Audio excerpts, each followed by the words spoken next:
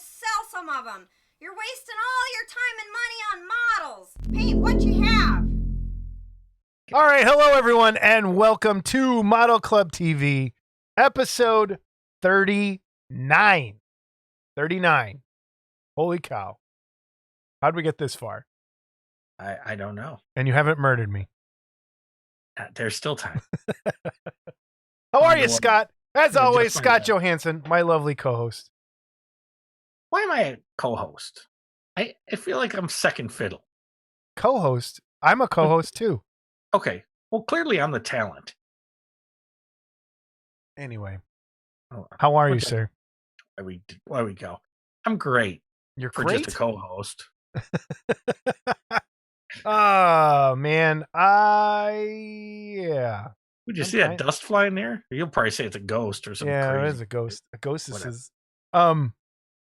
we're already off the rails. We're 30 seconds in. We're off the rails. Jason wanted me to hurry up because he's got things to do. Who I do have cares? things to do. Which brings me I mentioned it last episode, but kind of. I had a death in the family. My girlfriend's father passed away. And it's been a rough couple weeks, so I am not going to be around this weekend. So we're trying to get this episode out in time for Friday. If everything goes well, we're going to do there. But yeah, it's been a tough couple weeks around here. And it was happening kind of right when we were doing the last episode. So a lot of that, especially. So our condolences Yeah, to it's Amy and Jamie's her family. And yeah, it sucks. It was really tough. It was really, really tough. But you you've know, had a great year so far, huh? COVID. it has. It's been awesome. It's like left and right. More and celebrities passing away. Like it's been ridiculous since the last episode. Did you see the meme? No, Did I send you the meme you might have. Which one? with Bob Saget and Betty White going, "What Yes, do you want to you have did. for dinner?" And she's like, "How about meatloaf?" And I'm like, "Everyone's going too soon." And I'm Yeah. like, "Eh, you know, A little bit. I- You're one of our favorite Chicago artists passed away. yes, same one of time. my very favorite, Bill Jackson. For those of you not from the Chicago area, you might have gotten Giggle Snort Hotel as a syndicated show, and Bill was the creative force behind that. And prior to that, he did Chicago Children's Television, Cartoon Town, BJ Dirty Dragon Show.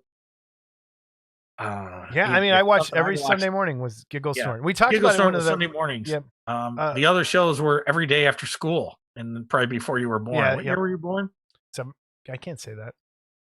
Yeah, it was after that. That's right. But it was after. I mean, I remember watching it in 69, 1970.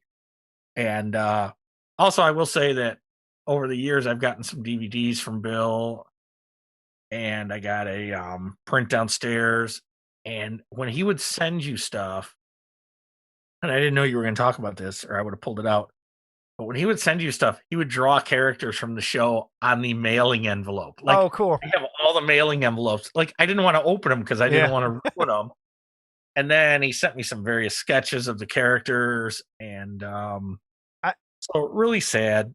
Between him and Jim Henson, my love of puppets, like that Yes. guy. Like it's just, for people who don't, I love puppets. Like that's one of my huge things. So it's been tough. And Meatloaf, which I've seen in concert, love Meatloaf. Louis Anderson, who I've seen live before as well. I think my first between Louis Anderson and Trent, I think Louis Anderson is my first like when I realized what stand-up comedy was. Like watching his HBO special over and over about him and his family, and just like, this is amazing. And saw him live in Vegas. Actually, when I saw Louis Anderson in Vegas was the night. Oh my God. We were waiting in line to see Louis Anderson, and OJ Simpson was driving around in the Bronco. That was that night. And where everyone in the casino at Bally's in Vegas was watching that. That was comedy gold right there. That was comedy gold night. Oh, man. So lots going on. It's just been kind of rough. So we're going to really condense this episode down today. We're going to get rid of the workbench part of the episode, and just we have a lot of giveaways tonight. So if you're in for the giveaways, giveaway bonanza. It is a bonanza. A bonanza. And we had to hold some till the next episode because we got some more cool stuff. So we'll get to those after news and reviews here, which we're going to get to right away. The first thing I want to talk about, and I want to give everyone some homework since I'm a teacher and I get to do that. What the hell's that for? Nothing. Teach. Didn't know you were looking. All right. I always I think look. it's put a spitball. A teacher. I can see over here all the time. I know what's up. I just choose to ignore your bullshit most of the time. Whatever. You still got that nipple tattooed on your head for Dave Tash? No, I bumped my head on a shelf over there and there's a cut. I bump my head all the time. I'm such an idiot. And you know what? I broke that model I showed today before I came on there because I dropped something and broke off. Anyway, so here's everyone's homework. I want everyone to go on YouTube and go to the Figure Kit Garage, Brent Krug's channel, and subscribe because they're very supportive of our show, and he does some really, really good in-depth reviews of a lot of the kits that have been coming out recently, and I don't think he gets enough play. I think we've talked about him before on here. He emails me all the time with stuff, and please, everybody, go subscribe to the Figure Kit Garage. Hit that bell on him, and because I do not think he gets enough of what he deserves over there. So please check him out, subscribe. Great reviews, really nice, long, in-depth, gives you a little bit of history of stuff too as well. But great channel. Subscribe. Brent Krug, Figure Kit Garage. And we have something from Virginia. I want to go on record as saying that I am subscribed already. Me too. I just looked. Yes. I have to, you know what? I have to think. I don't know if Model Club TV is. I think it is. Because once I subscribe on one, like on my personal one, sometimes I forget or get confused. So I got to double check that. But yeah, everybody check it out. Figure Kit Garage on YouTube. Please go subscribe. What do we have first here, Scott? Well, we have our monthly or our bi-monthly Bublik picture here from Paul Gill. Wait a minute. And apparently, this has sparked some jealousy with Mr. Calvert's dog, Cody, who watches the show with him and wants to know why he's not featured too. So apparently this is going to turn into the dog section. We're going to have everybody sending us dog pictures. Pet pictures. And but that's okay. We like dogs. I like dogs. Something Jason, other than a dog, please. Jason. I love dogs. Send in your pet cricket picture. No, I don't have a pet cricket. I have a pet gecko. What kind of dog is that? That? I don't know. Calvert, we need to know what kind of dog you're. If I had a dog, the dog that I want is an Italian Greyhound. That's what I want. One of these days. What's an Italian Greyhound? He runs away from the police really fast. Oh, geez. Okay. Has pizza and. Okay. That's what I wondered if this is a whippet, but I'm not sure what a whippet. I don't think. Maybe. I don't know. I want to know. Mike, let us know. Send us in other pet pictures. Let's have a pet gallery at the end one day. She might have some whippet in her, but I don't know that she's entirely, he's entirely whippet. Yeah. But I'm looking at the whippet pictures, and it could be. Maybe. You could be right. Okay. All right, Mike, let us know. All right. What do we have first from Paul Gill? Paul Gill, wait, so I don't forget this time. Oh, please hit the Paul. No, wait, this is not the Paul Gill time. Don't hit the button. Oh, no, I hit the. I'm editing. Oh, you idiot. Okay. What do we have? We have from the Jaeger Army. A Jaeger Army exclusive? Another Jaeger Army exclusive. That you need the card for?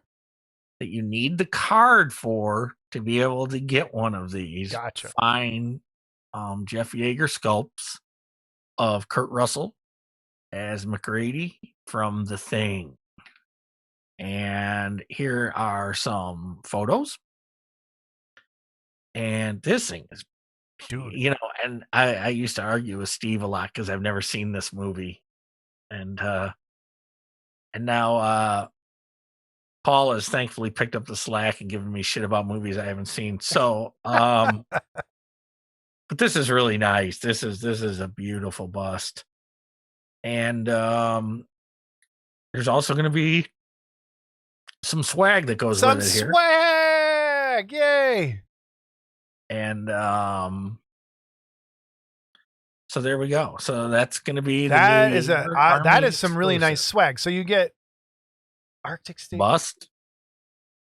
Oh, this is good stuff, everybody. And So- I don't know what the pricing is on this just yet. Okay, it's okay. I'm sure Paul will let us know when he knows, or if he knows, he'll say I told you and I didn't put it on. Who knows? But anyway, so this will lead us. Let's lead this into our first giveaway. Why don't we? Yes. So go ahead, explain. We have 3 more. The Jaeger Army was generous and has decided to donate 3 more Jaeger Army membership Sweet. cards.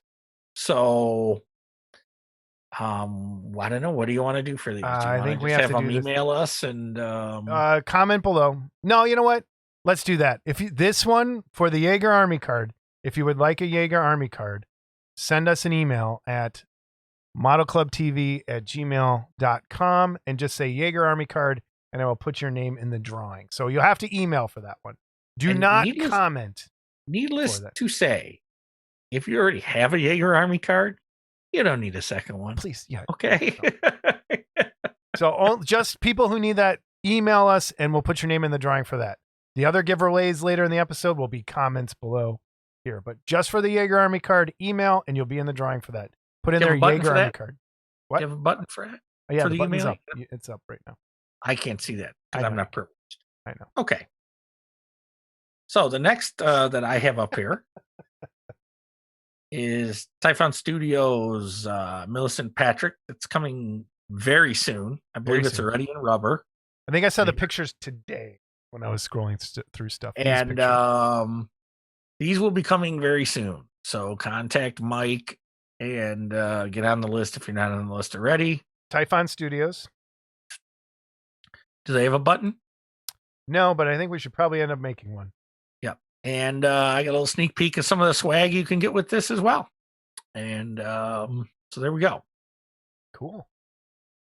And again, Mike was on a couple episodes ago. Super nice guy. Great castings, great presentation when you do get stuff. So, between this and the Jaeger Army piece, these are 2 quality Jeff Jaeger pieces that are coming out. Yeah. So, what do we have coming out from our friend Mr. Paul Gill? Because he's communicating with you now. So, Because he knows I'm more responsible. Here's the Paul Gill button. Because you've seen the movies, that's why. I think that's exactly why. Here's the Paul Gill button. Hey, Paul Gill. Head over to Gillman Productions on Facebook, and if you are interested in any of these things, and they will, Paul will hook you up. So, first is from a movie that everybody knows. It is the Palace Security bust, and when I was a kid, I always loved this character, because I thought they looked like orcs, and they kind of do. So this is a great little bust. Not little. I think it's a little bigger than some of the other stuff, but it's available. Check it out. Palace Security.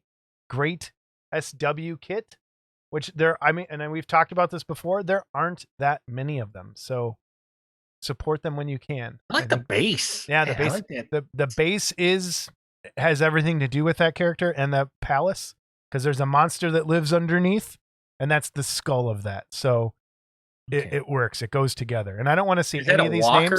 Is that a walker? No relation, by the way. Is that a walker foot at the very bottom with the 4 prongs sticking out? It kind of does look like that. Yeah. I like that. That's the kind of stuff I like. Yeah. So cool. Very cool. So Paul also sent us, this was his first. Paul Gill and Tony Gibson started working together and collaborating on some stuff with a lot of these Fulci zombie and other horror movies that he's done. And this bust is also available through him, the Zombie 2. You'll see some more of this stuff in the gallery later. Paul just fired off so much stuff at me this week. But what they're working on now is from the movie Frankenstein's Army, which, if you have not seen Frankenstein's Army, go watch Frankenstein's Army. It is not an Oscar winner, but it has some really cool designs, and it's basically like if there were still Nazis experimenting on people and kind of stitching people together and making Frankenstein style creations out of everything. So there's a ton of stuff in that movie to kind of take from and work with. And these are the first two. And the amazing stuff. And this is, in the movie, there's a creepy little teddy bear head body thing going on. And this is, I think, grabs it perfectly, and some great stuff they got coming out. So again, Gillman Productions, along with sculpted by Tony Gibson. So some great stuff that's coming out from them in terms of that. What is this? A Kong? This is a Kong. The one on the left is 11 inches. The one on the right is 7 inches.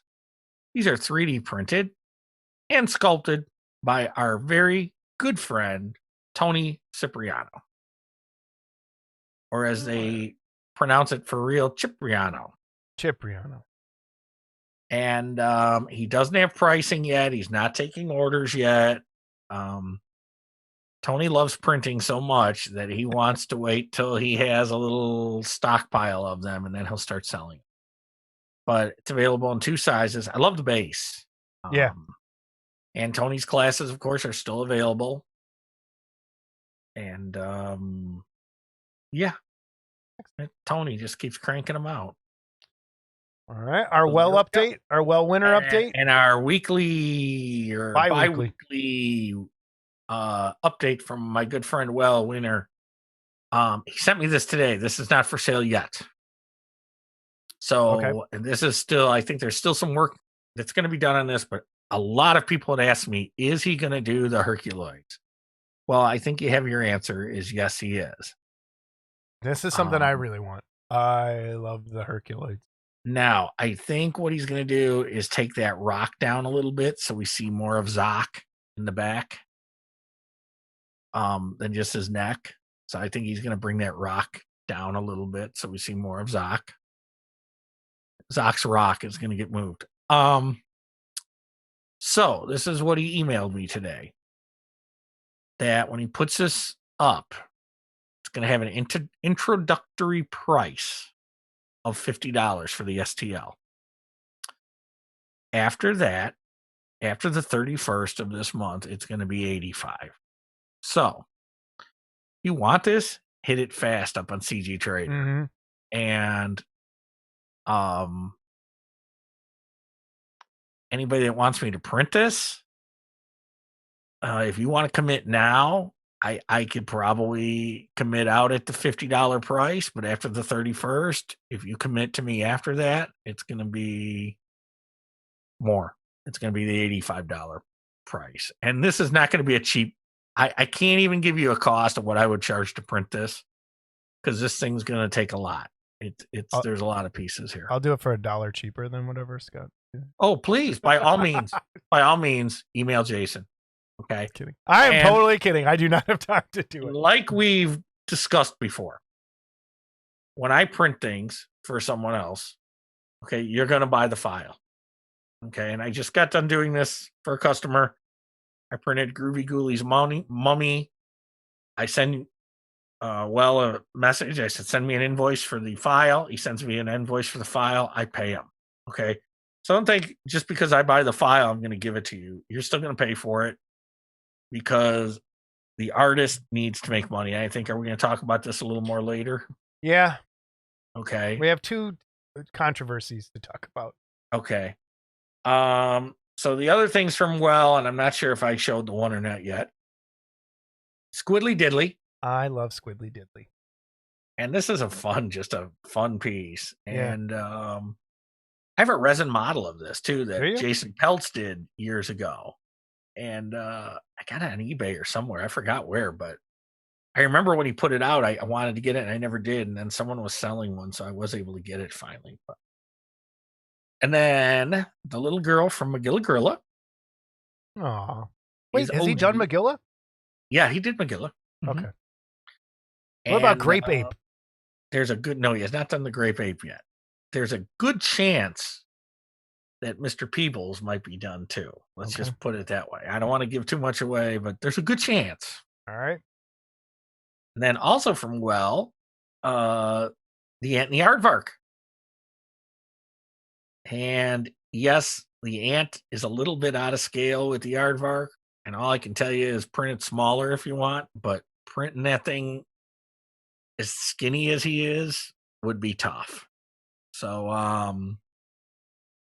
but there is the Anthony Aardvark. Yeah. And then last but not least is, boy, I hope I pronounce this right because I have not watched this cartoon. Go figure. I didn't know what it was when I saw it. I still don't. Is Hyder from the Frankenstones. And I'm not even sure what the Frankenstones. Gonna make me look it up now because that's what I do. You are the researcher. I know. You're the historian. You should have this ready to go.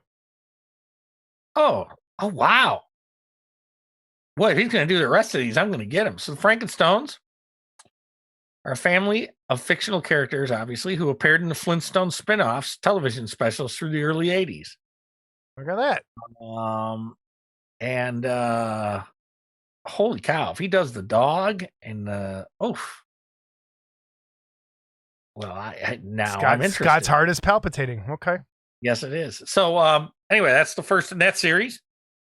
Excellent. And again, support this. This guy does such great work. And yeah, especially you 3D printers out there, man. If you love this stuff, beautiful. Yep. This guy does just beautiful stuff. So well done. Well. All right, this Batman. What's this, Scott? This is a piece I got in the mail.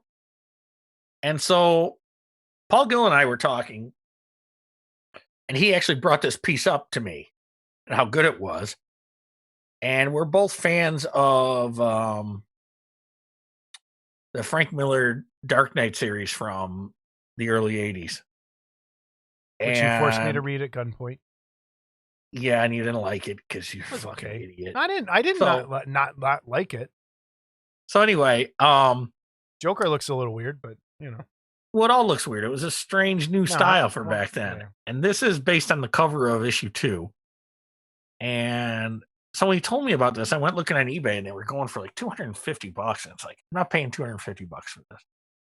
And then I went on Big Bad Toy Store and they still had them for $119. And so I picked it up in Big Bad Toy Store for $119. And it's sitting up on my shelf. As you can see, it needs some dusting up there. But I really like this. And the colors are great. I know they look really bright. Yeah. But if you look at the magazine, they were.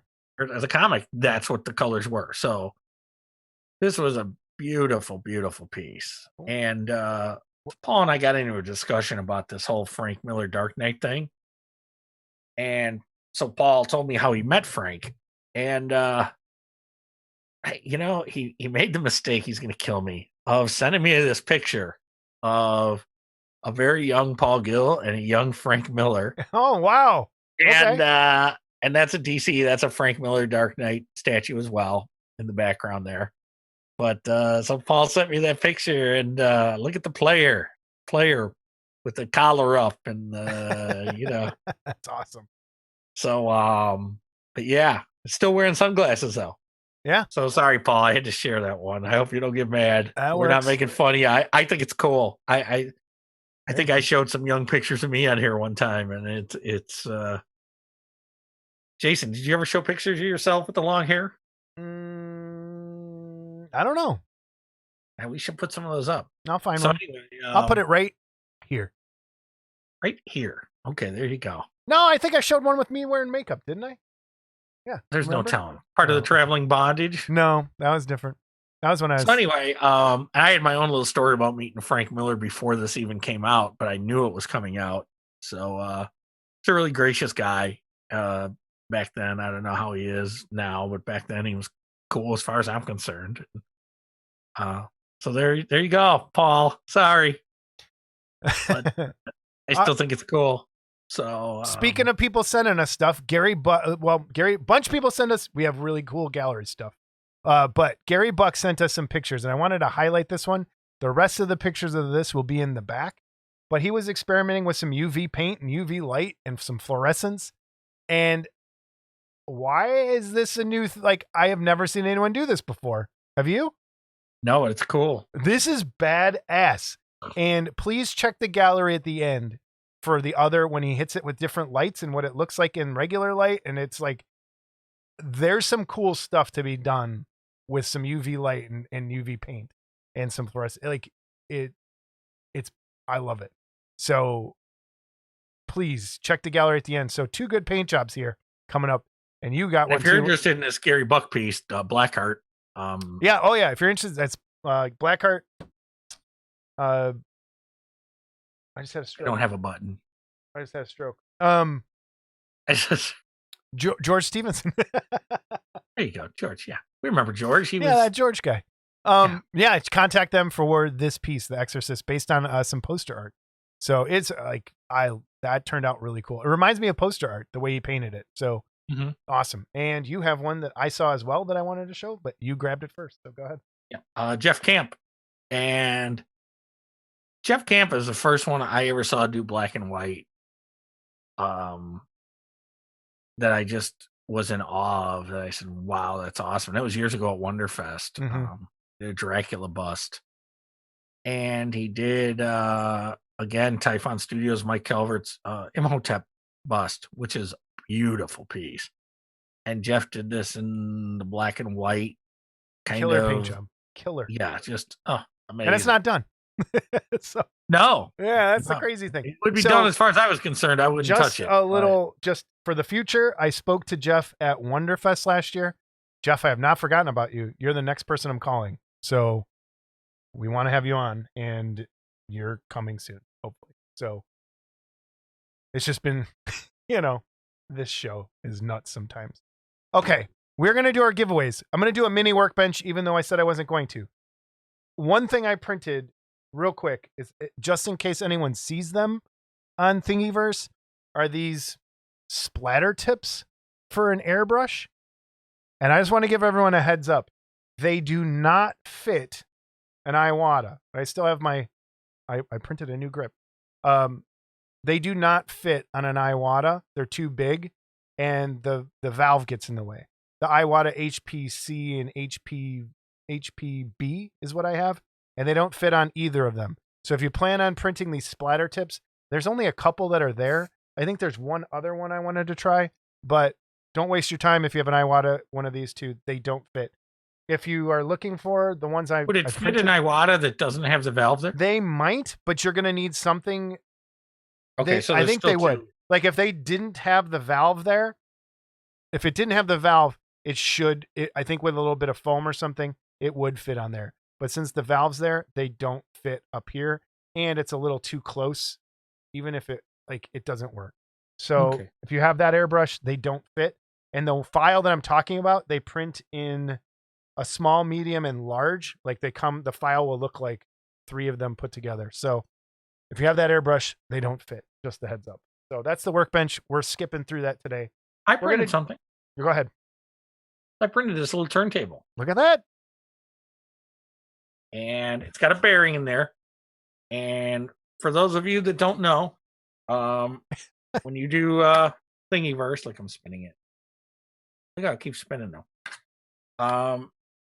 So when you do Thingiverse, there's a few things you print that have bearings, but it seems like everyone uses the same bearing. Yep. And they design their stuff to fit these bearings and stuff. So this bearing was a little tight snapping in here. I don't know if you've had that experience. You know what? If they're the same as being a former skater, they're skateboard wheel bearings. Mm-hmm. And if you have a skateboard bearing press, like an old skate key, it's on there, and it'll help push them in. Oh, okay. I don't have one. I have to find one. I know they'll fit, and I know mine's around here somewhere, but I've managed to do it. But it was a tight fit, depending on.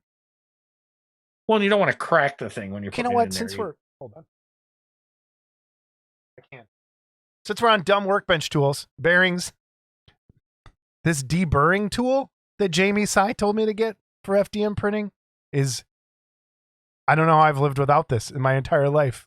So you just help take off, if you put a brim on your piece, it helps slice off any extra plastics on the edge. It's so like. Could you use that on resin too if you want? Yeah, you could. And it's like, it tickles my OCD so well. Like my paint peeling OCD. Dude, how do I function as an adult? Or maybe I don't. You don't. Yeah. Okay. You eat out of the garbage in the toilet. Okay.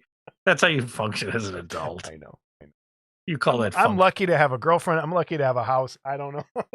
Lucky to have me. Yeah, and you. Okay, giveaways. So, like I said, we have a giveaway for next episode, which is not model kit related at all, and I'll talk more about. It will help keep you warm. And someone was very kind, and I'll mention all this next episode. So, some cool stuff coming. All right, for this episode though, we have a bunch of giveaways, and the first one is from Paul and Mark Van Tine, Paul Gill and Mark Van Tine. I'm pushing the button again. Paul Gill, you want to check out Gillman Productions on Facebook. So the first thing Paul Gill sent us, sculpted by Mark Van Tine. It's right here. Okay, I'm going to turn on the overhead cam for this. And buttons, overhead cam, bam. All right. First, 3 things. This comes as a set. You have a little medallion from American Werewolf in London. Nice relief piece. Paint that in some gold. That would look really cool. Also in this set, American Werewolf in London hand, mid-transformation. Everybody knows the scene where he's looking at his hand. Scott doesn't because he probably never saw the movie. And he's drinking his coffee, which tells me he has not seen that movie. I know. Drinking his water. You know of the movie. But these are really cool collectors. These are little cool trinkets to have and be like, oh, that's awesome. And then finally, the Necronomicon from the Evil Dead series, Scott. Okay. The Then book that of horrible the actor, Bruce. What did you just say? Campbell. What did he say? Did That you really horrible just say actor, that? Bruce Campbell. Yeah. Oh, light Scott up in the comments. Light him up. He's as good an actor as Light Peter him up. Jackson is a director. Okay. Light him up. Light him up. All right. I need everyone. Bruce Campbell, if you just happen to be watching, I need you to come on and whip his ass. Yeah. All right. I'll fucking hacksaw him to death. Oh, boy. All right. So our first giveaway for this episode. That's a nice set of stuff. Again, sculpted by Mark Van Tine, graciously donated by Paul Gill and Mark. So thank you so much for these. That's our first one. Absolutely. Thanks, guys. Excellent piece. The next one is the collaboration between Paul Gill and Tony Gibson. And I reviewed one of Tony's pieces for AFM from the Fat Zombie. I think Zombie 2. So this is from Zombie Holocaust. And here's what you get. I love these little solid busts. Nice little tribute pieces.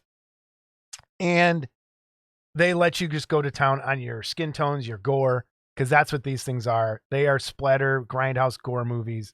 And they're not for everybody. But the people that love this stuff, you're going to eat this up. So Tony Gibson has a ton of these available. Please check him out over on Paul's site. And let's go. Let's get some more of these out there. But thank you again for this giveaway as well. Again, please contact Paul Gill if you want to get your own and you don't win any of these, or check out what he has. If you want to see more of these, Tony has sent in a bunch of pictures. Well, Paul sent them in, but Tony sent in a bunch of his paint jobs, a bunch of his sculptures, and they'll be in the gallery at the end of the show, but check them out. Please check out. These are the great giveaways from Paul Gill. Thank you. All right. Our next giveaway is, because of our guest this episode, is Todd Powell and Michael Berglund. And they're on to talk about some of the collaborations they're doing and what they got coming out. And they have both graciously donated some things for us. So please check this stuff out. The first giveaway is Todd is produced, but here is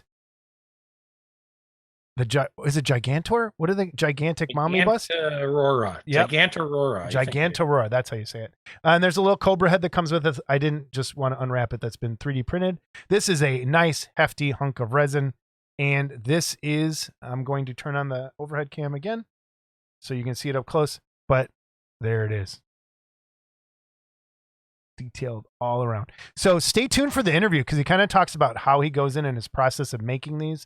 So it is not just a simple scan and print. It is a lot of just resculpting based on some very vague, basically images that he captures. And it's just kind of capturing the image of what an Aurora tribute piece actually is when it comes down to it, to kind of get the essence of what that mummy kit was originally. So this is another thing we're giving away.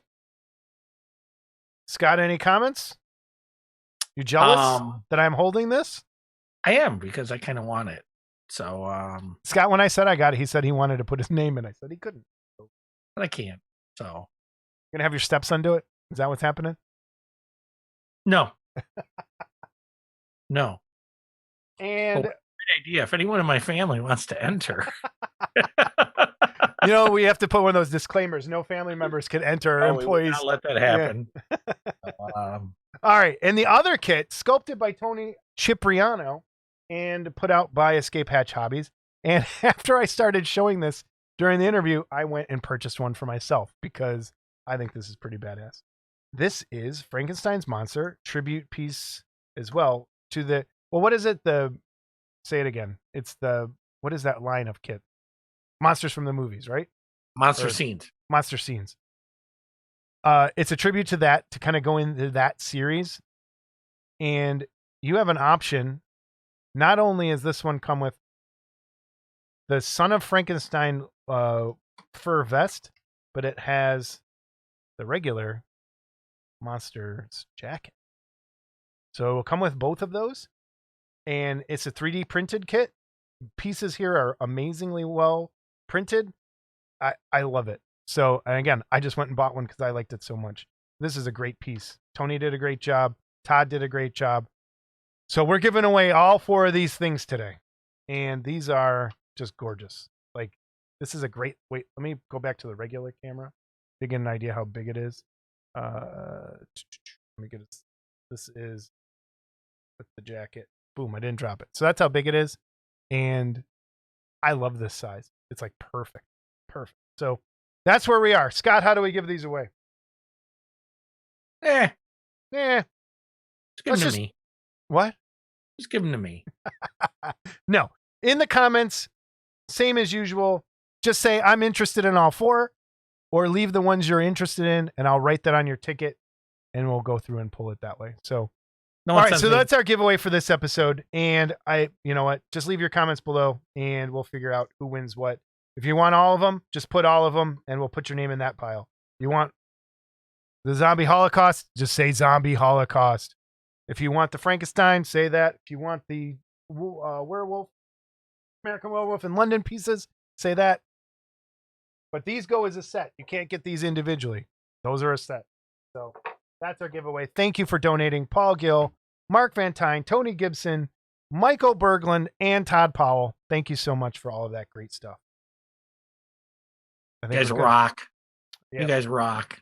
So before we go on to our interview with Michael Berglund and Todd Powell, Scott and I had some stuff we wanted to talk about. And we're trying to keep this short, so we're going to have a pretty quick discussion. There's some stuff going on in Hobbyland. Well, which one do you want to tackle first? Are you in focus? Yes. Which one do you want to tackle first, Scott? One of the things I would like to discuss is people printing things that they buy on CG Trader or whatever, and they print them, and then they sell them. And I don't have a problem. You should be paid for your printing. Absolutely. Okay. But CG Trader is a little confusing with their royalty license, but I did find a screen grab that did say this does not give you the right to print and sell. Okay. I want to read it right here, and I should have put it in here. Royalty-free license. Product may not be sold, given, or assigned to another person or entity in the form it is downloaded from the site or in a 3D physical form. Okay.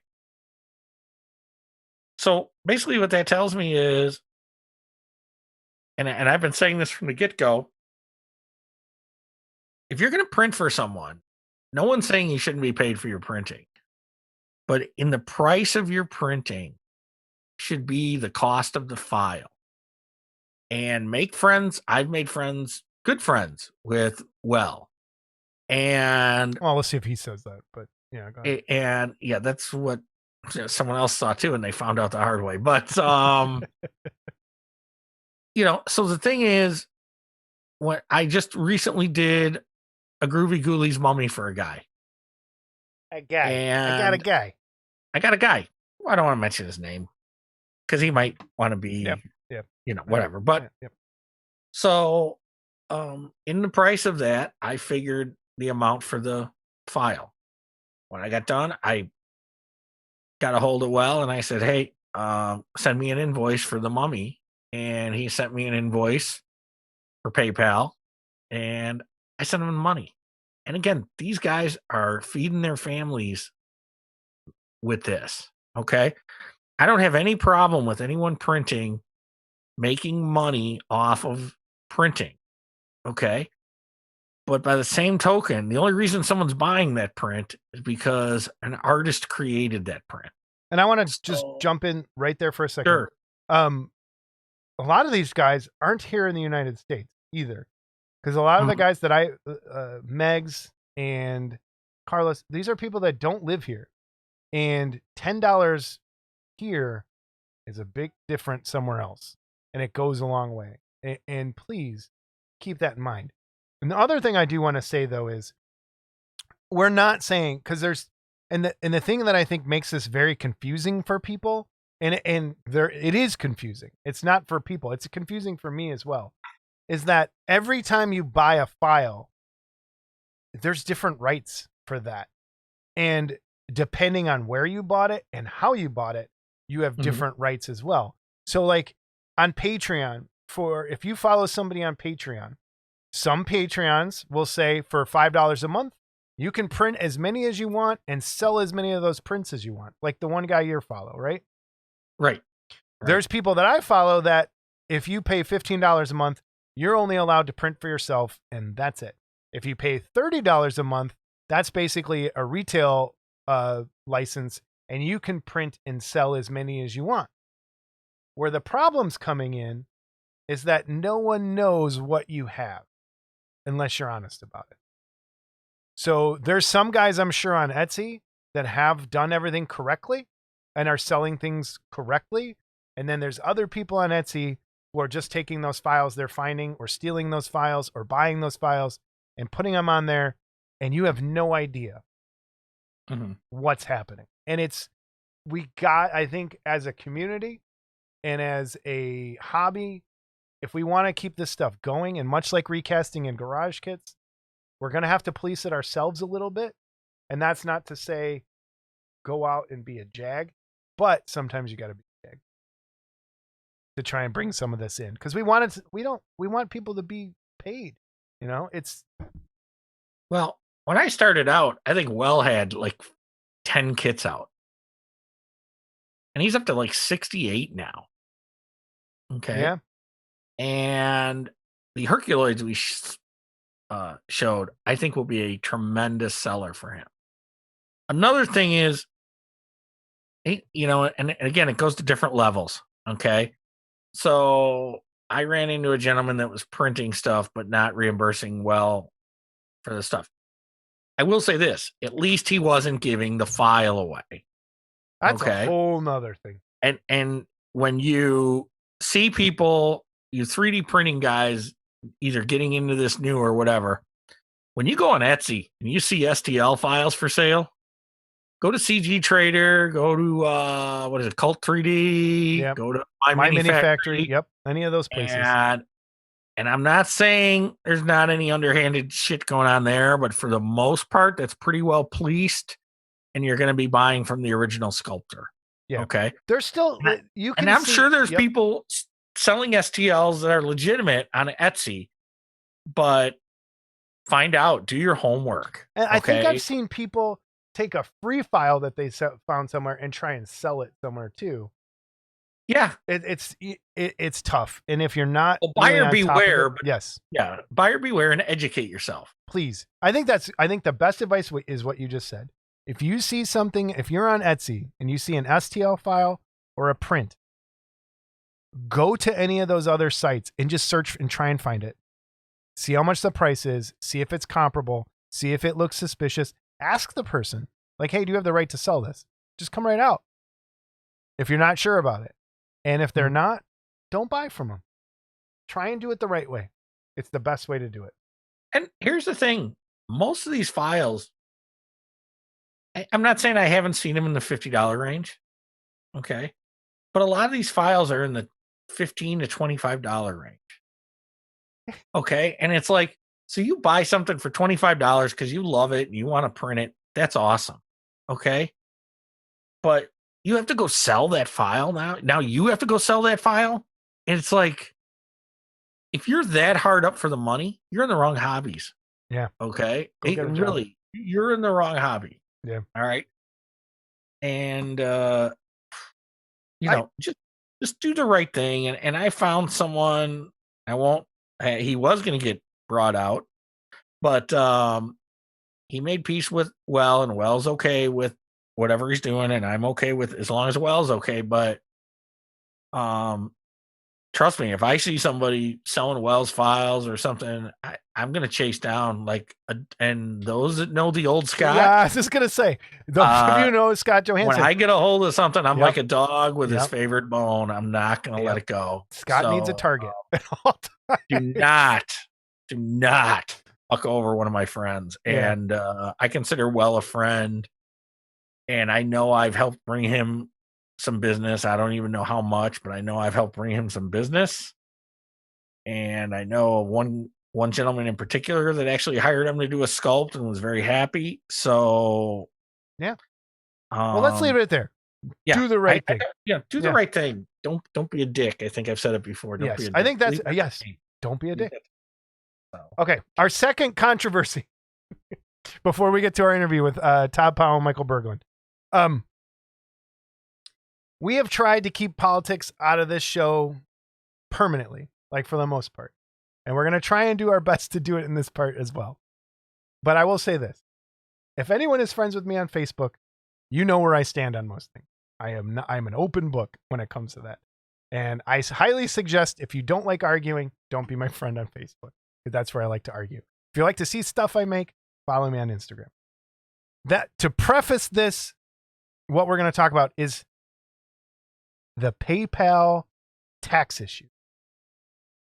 And it's a mess. It has sent ripples through the hobby of people. And I'm going to say this, and I think Scott will agree. Pay your taxes, right?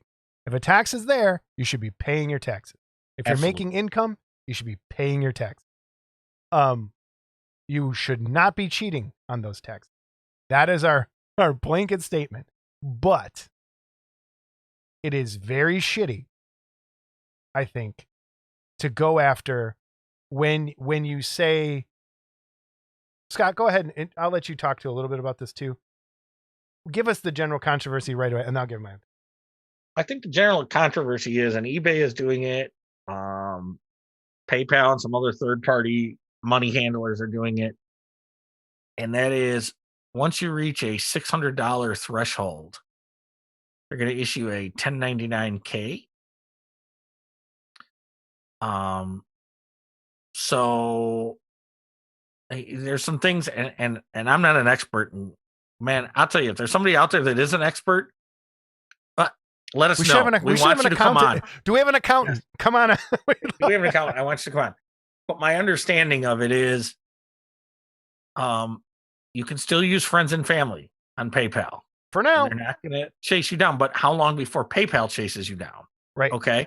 Now, when you use friends and family, it's probably not a good idea to put on there like friends and family for the mummy bust. Okay.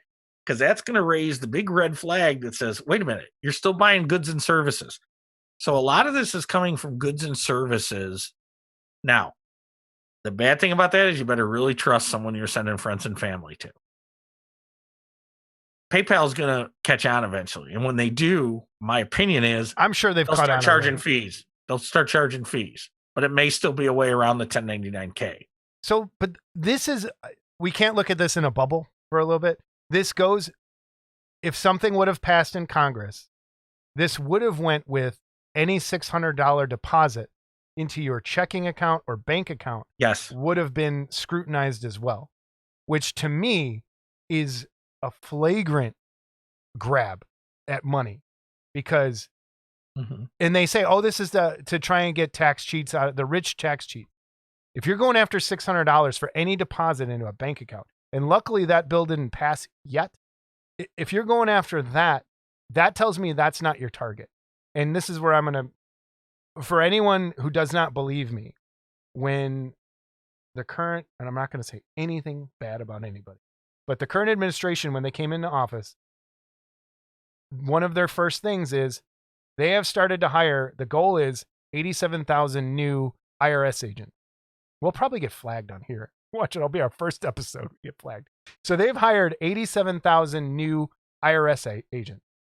The IRS is being weaponized, period. They're going to go after everybody. And they're going after the wrong people. Because if they're going to start going after $600, that's nothing. Right. You've had family members Zelle you money. You've had family members PayPal you money for things. And if it's over $600, you're instantly thrown into the system where you have to explain yourself. And that's ridiculous. My girlfriend will give me money every month for the mortgage and stuff. Like we share our stuff. So when I make the deposit every month, we'd have to make sure it's underneath the right amount of money so that we don't get flagged for stuff. And I really don't like the way this is going with a lot of stuff. And it's scary. That being said, the people that have been skirting around forever, your days are over. And it sucks. But you got to stay on the level now because they're coming after you. Right. If you don't believe me, go look at how many IRS agents they hired. They're coming after you. And get your and shit. I'll add to this is, do I look at the guy making resin kits as cheating the government? I guess technically, if you're not reporting it, it's income, sure. Yes, but again, what a guy making resin kits, now there's guys that are set up as legitimate businesses too. Don't get me wrong. Jesse Garcia, yes. George Stevenson, they're set up as legitimate businesses, and I'm sure they have been above board forever. But the average Joe actual garage kit guy, okay, it's peanuts. They're coming after him for peanuts, and that's under the guise of other things. And again, I don't want to get political, and because my fear is, regardless of what side you're on, this side's done it, but I don't see the other side repelling it, because once they got income coming in, they're gonna keep it coming in. And it's just a shame, because I think it's going to affect how we do business. We're going to go back to the Stone Ages of checks and money orders again. Yeah. Okay. Remember that I was done when we first started talking about this. Go into the currency exchange to get your money order to send somebody that you bought something on eBay to. And I guess I'm the one. Or they take a check, but you got to wait till the check clears. Yeah. And again, it's all about trust then at that point. I have one, and this is dangerous. I have one client that I paint stuff for, one. And it's only because I really like the guy. And he just sends me a box and there's cash in it. And and it's not a lot of cash, but it's like, here's my envelope. And we're like, luckily nothing's address is. I know. Luckily nothing's gotten lost. But it's like, that's what it's going to be. Like, it's just going to be people hoarding money into their bed. But like you said, then if they pass the other thing where they're going to, and so what it's going to force you to do is, from my understanding of it, maybe I'm wrong, my understanding of it is, you're going to have to keep meticulous records. Okay. So if Jason and I go to dinner and I pay for it and he Zelle pays me his half, he better keep track that was for half a dinner. Right. And I better keep track of that was half for dinner. Or say to Jason, put a memo on there. To give you an idea, I recently I lent one of my kids a larger amount of money, and as my parents have done too. And he just paid me back, and I paid me back through Zelle. That's how I transferred him the money. Yep. Okay, now that's going to be income for me. Okay, I'm going through this with my parents right now. When last year when my furnace died, I had to come up with some money.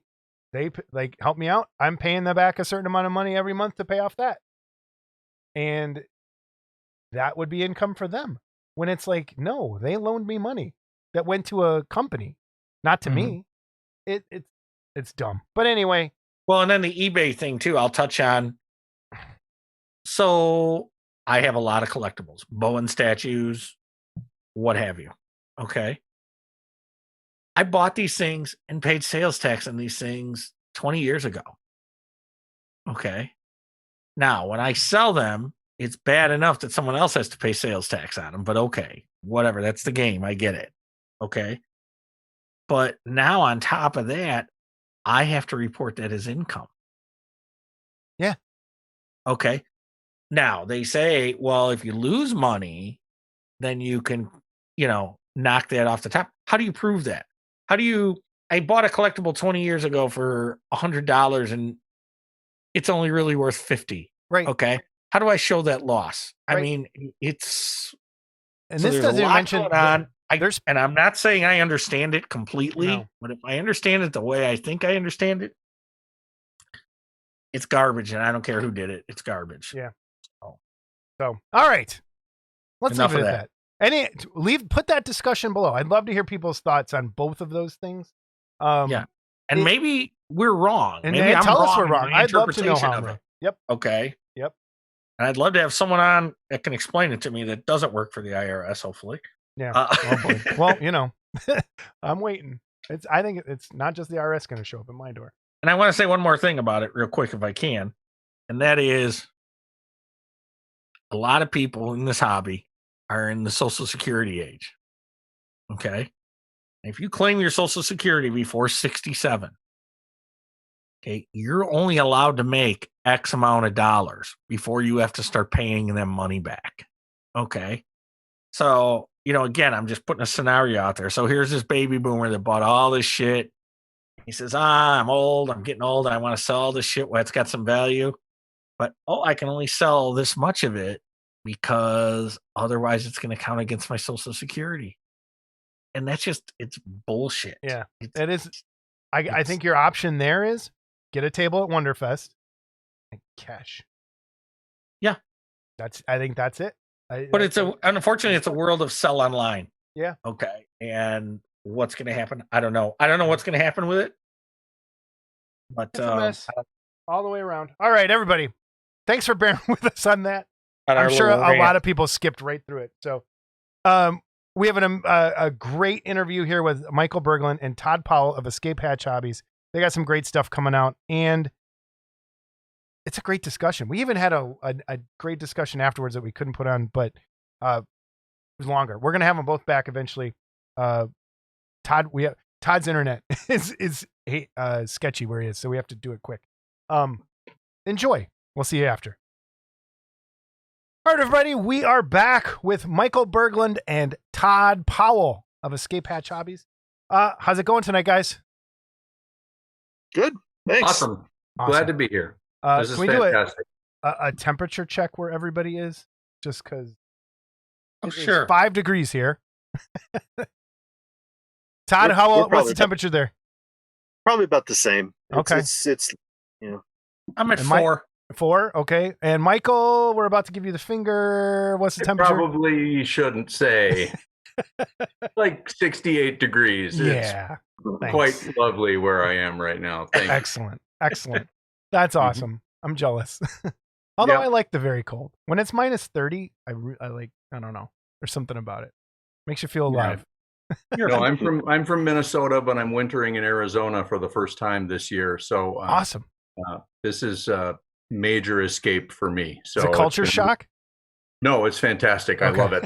I'm not going back in the winter ever again. That's all there is to it. Awesome. I was born and raised in Canada, so man, 30 below, I'm no stranger to that. Yeah. Fantastic. So we thought we'd have you guys on for a quick update with Escape Hatch and the stuff you guys are doing together, and just a quick history of how you guys got together on a lot of this stuff. So let's kind of start there. How did you guys come together to come up with some really cool stuff that you're doing? Sure. Yeah. Well, I'll actually go back a few years. I spent like six and a half years working in a paleo lab as the chief mold maker. It's in Woodland Park, Colorado, believe it or not. I chucked my job, after 20 years, and we moved to the mountains, and I went to work as a mold maker, which skill I learned because of this hobby. Anyway, so the museum that is connected to the lab had a life size, a cast copy of the skeleton of Stan the T-Rex. You know, Stan's famous because they auctioned him off, a year or two ago for millions of dollars. I don't remember how much they made for him, but anyway, so we had the cast copy of him. Naturally, I like Stan. It's a T-Rex. It was neat. I don't know how much later Michael could say, probably 2 or 3 years later, George Stevenson of Blackheart Models unveiled his wall hanger of Stan the T-Rex, which Michael sculpted. Awesome. Yeah, and I remember I loved it from the start. George shared some videos that I think might have been shot on Minnesota public radio or public television or something. Right. I don't remember exactly the source. Yeah. And Michael talked about how he got the job, the people who inspired him, all these people, and lots of common names were coming up. People that, my boss was routinely dealing with, Michael was dealing with. So anyway, and in one of these videos, Michael showed himself, he was molding his bust, the Stan the T-Rex bust. He was doing as kind of we call it a thixotropic mold. It was just basically he was kind of buttering the rubber onto the sculpture. And at one point he took an air hose. This is the kind of thing that leaps out to guys like me that nobody else on the planet noticed. He took an air hose and he agitated the surface of that sculpture, the silicone on the sculpture. I'd never seen anything like that. My boss had never seen it. My boss had made thousands of molds. He'd never seen anything like that. But I tried it out on some of these big skeletons I was doing. And I realized, you think you're going to spray something with that kind of air pressure and it's going to introduce air bubbles. But in fact, it uncovered all kinds of them. It made my life easier. So, all of a sudden I realized this is a guy who knows what he's talking about. It's funny. I want to go on the record real quick as saying I've been doing this for years. I have a little inflator, like for a bed or whatever. And when I make a small mold, it only blows out at about 20 PSI. And I don't go right down on the piece, but I do go around the piece and you'll see the little air bubbles pop up and stuff. And it does work. So yeah. And we'd never seen anything like it. I spent years teaching everybody who came in behind me, do this when you make this giant mold. Nobody who hasn't done it doesn't know that every now and then you think you've got something great, you're pulling it apart and you realize you've captured this giant air bubble in there. That solved it. I couldn't believe it. Anyway, so, we fast forward a few years. I left the lab to become, run eventually what became Escape Hatch out of my home, doing some freelance casting for other people. And a lot of my work is built around Aurora complementary stuff, lots of replacement parts. Figure kits that are in the Aurora scale. It's all supposed to be targeting these guys like Scott and me and Michael who've been doing this for a while. I guess Jason doesn't know what the hell I'm talking about. No, he doesn't. Whatever. No. But Been doing it a while. It's not that long. Yeah. Now I started paying attention to what he was doing. He introduced his Spring Heel Jack, I think about a year and a half ago. Yeah. Which it's based on an old comic book cover. Gold Key or one of those comic labels that long gone. It's a fantastic cover, and he translated that thing to 3 dimensions perfectly. He's got his gigantic Aurora stuff. I like that. I like that. I like that. And eventually, I don't know. Sometime after I became a moderator for this Monarch Models group, and of course Michael's working for Monarch now. He did The Fly. It's coming out. Should be this year. Which looks amazing. Shouldn't be too much longer. Yeah, it does. We'll talk about that in a little bit. Yeah, absolutely. We should. Yeah. Getting close. Yeah. So after I did that, I was trying to my main things with the group were talk about Monarch. I don't need to hear about 17,000 other things, and stop griping. That's my basic approach to the group. There's a lot of people who think, when they put out their wish lists, they're actually considering it demand list. This is what I want it now. And you are totally screwed up if you don't do it. I don't know. You deserve to go out of business and go to hell. Anyway, you guys have 2 names that are the same that start with L. Yeah, I don't want to get into that. Michael got in touch with me shortly after that. He was getting ready to pack up and go to Arizona, and talked about coordinating our efforts a bit. And so now I'm, it's kind of complicated. This house of cards we built around it because. Some of his stuff is coming from Dean Millerman, who's a fantastic caster. Michael's having the stuff sent to me, and I'm selling it through Escape Hatch. Some of it is stuff that, like I just molded the gigantic Aurora mummy bust. So, and we're doing some co-productions. Basically, some of this is still Michael's stuff. It's still his productions, but we're selling it with me in coordination with me. Some of it we're coordinating together to do some co-productions. And this was just a no-brainer for me.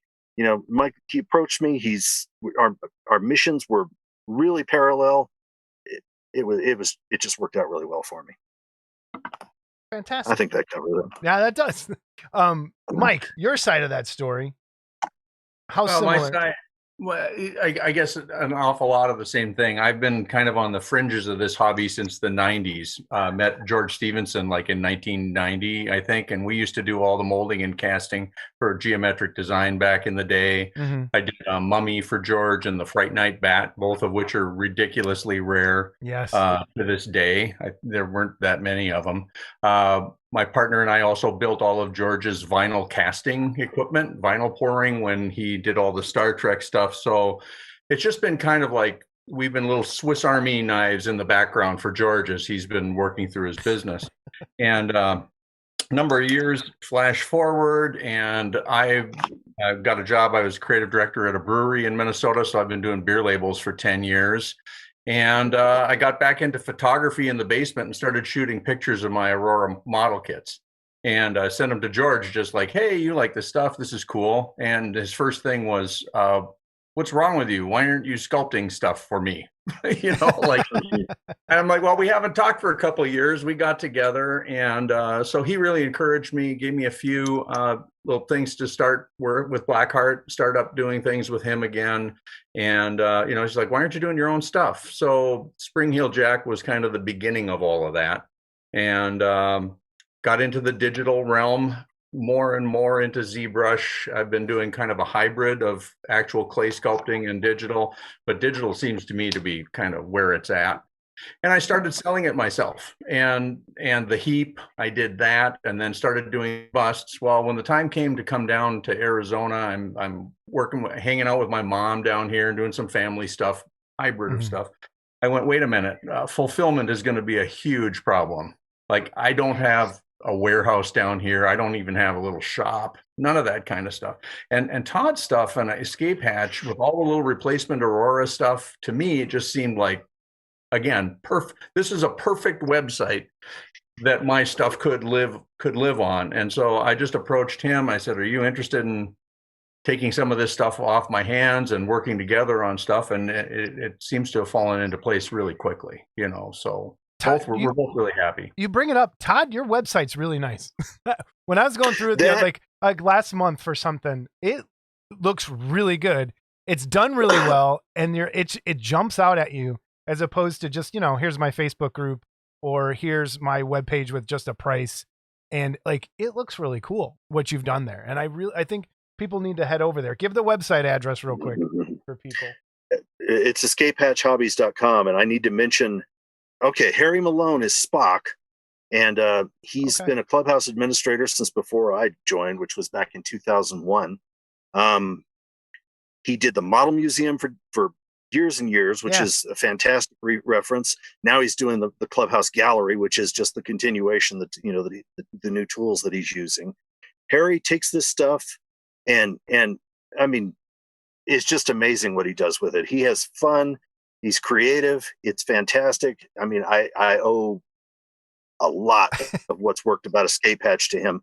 You should check out the recent page that he did for the day the world ended. That's the one I was looking at. Yes, isn't that great? It is really well done. So I could spend the next half hour praising Harry because he really, it's a huge deal what he's done for me and for a lot of other producers. Scott, did you have anything before I just keep talking? I'll just keep talking. Go ahead, keep talking. I'm looking at Todd's site. Yeah, I'm busy. I'm looking at Todd's site. Right. So. Michael, when George brought those early geometric kits to you, the Fright Night bat, and what did you say the other one was? I did a mummy. The mummy. Okay. We did some bases for them, all kinds of different things. Yeah. Were you into the kits then, or were you just kind of like, oh, this is new, I'll help you build molds, and that's what got you into it? Or were you just kind of... all my Aurora kits are original. Okay. Okay. And I bought them on the shelf when I was a kid and built them. And it's been, so that's how long I've been into it. Okay. One of my favorite stories was I found the creature, and I found it in a hobby store, and I built it, and I brought it into school for show and tell. I'm like, look at this cool thing that I built. And somebody says at the time, oh yeah, that movie was on TV on Saturday night. And I went, there's a movie? I was a kid and I didn't know. So I built, all of the original monsters, a bunch of the monster scenes, the prehistoric scenes, the Planet of the Apes kits, and I put them all in boxes and I kept them. I just kept them and moved from Canada to the United States, and somehow I had them in boxes. When a friend and I started our special effects company, I had a shop and I started bringing them out, spraying them down. And I'm like, I'm a big kid now. I'm going to refurbish these things. So I had the same mummy that everybody else did, where you just poured red paint all over it. bloody. Yeah. So I was way into that stuff, but I hadn't really been into garage kits. And George just happened to find us. Believe it or not, there were phone books in those days. He opened the phone book in Minneapolis and looked up special effects. Wow. There's 2 companies in there, and we were one of them. And he just called us randomly and said, you guys do special effects? Here's what I'm doing. So I had no idea what the garage world was at that time. And certainly almost no one did. It was just kind of firing up. Right. Yeah. So no, I've just always, these Aurora things are just wired into my DNA, right? They are the closest thing to my childhood, big time. And I've told this story before. They're wired into my DNA too, even though I didn't build them, is that I would go to my grandma's house and she would pull out my uncle's that she had in the boxes in the basement and show them. And so a couple years ago, he gave me all of his. And so I have all of his original Auroras. But the mummy is exactly like you just said. There's blood all over it for some reason, and I don't. Everybody did that. I don't know why. Because it was hard to paint bandages, so they're just like they didn't want to. Because it was on the box art. So there's blood in the box art too. There's blood in the box art. Yeah. So. Oh man! All right. So what's the next big thing you guys got coming? Well, okay.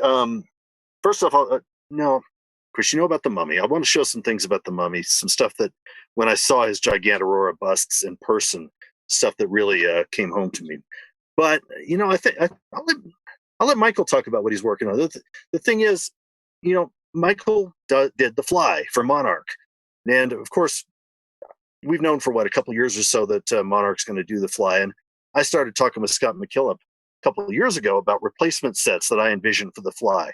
Well, I'm in Michael's dust on that, because I'll let him tell a little bit of what he's up to. How did The Fly come about, first of all, with Monarch?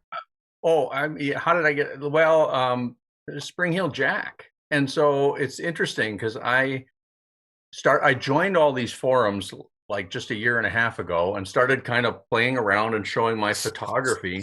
And I decided to put Spring Heel Jack out there. George was encouraging me, but I'm like, I don't know if anybody's going to care. I called George and Mark Worthling and somebody else. I'm like, do you remember this Gold Key cover? And they're like, no. So I thought maybe I'm nuts. No one remembers this thing that's been haunting me my whole life. But I put it out there and I got enough response, and that kind of fires me up to keep going, right? Yeah. And so I said, yeah, I think I'm going to do this thing. And so I did it. I finished it, got it casted, molded, and started selling it. That fall, after it had been out for a while, I got a message from Scott.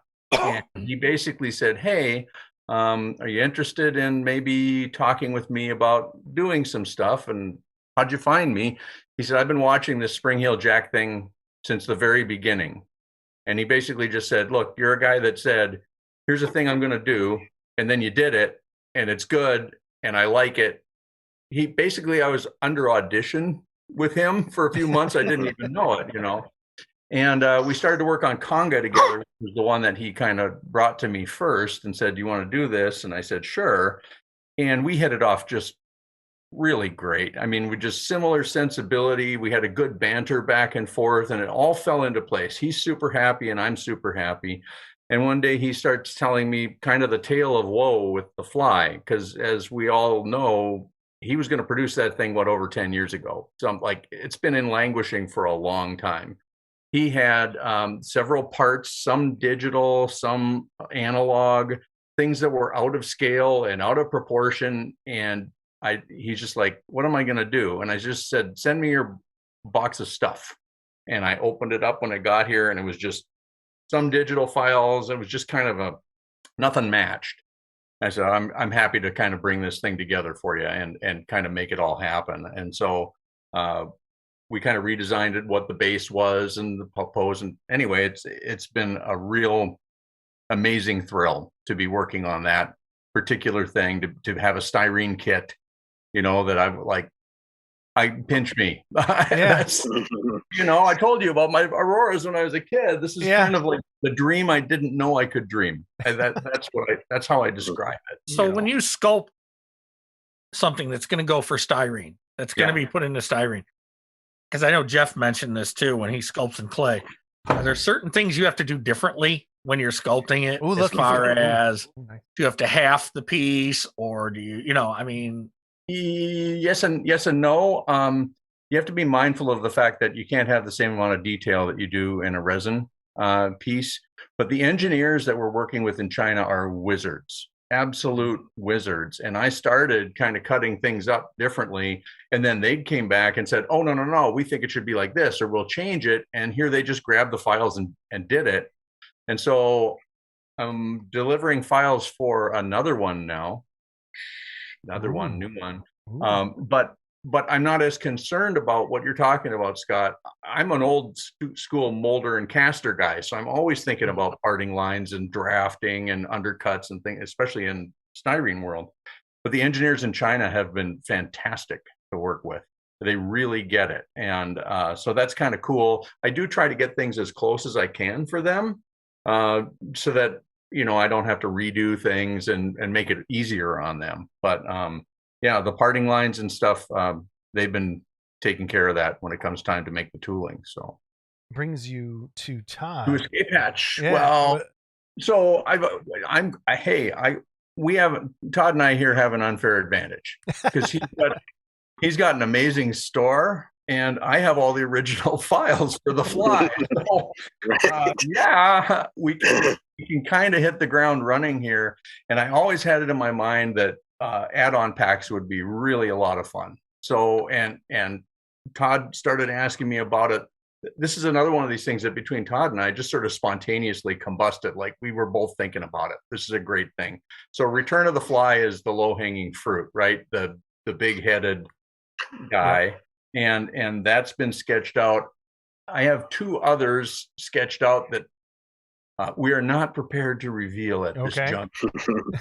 But they're pretty far along, and I think they're pretty cool. And I try to think in unexpected ways. But essentially, what we have is a mad scientist with a lab coat, right? So any mad scientist that has shocked themselves, electrified themselves, drunk something they shouldn't, basically, playing around with nature.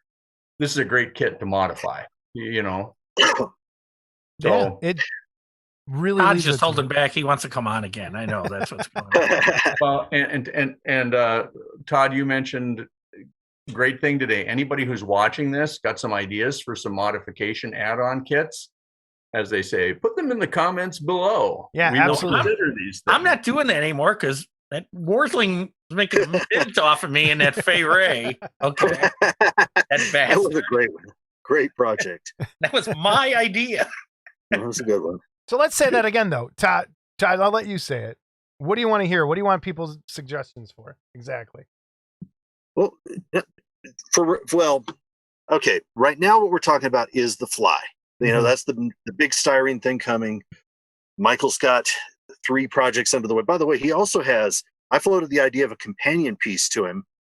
I don't know if you know, Red Planet did this companion of a Carolyn Monroe piece that stands with Sinbad.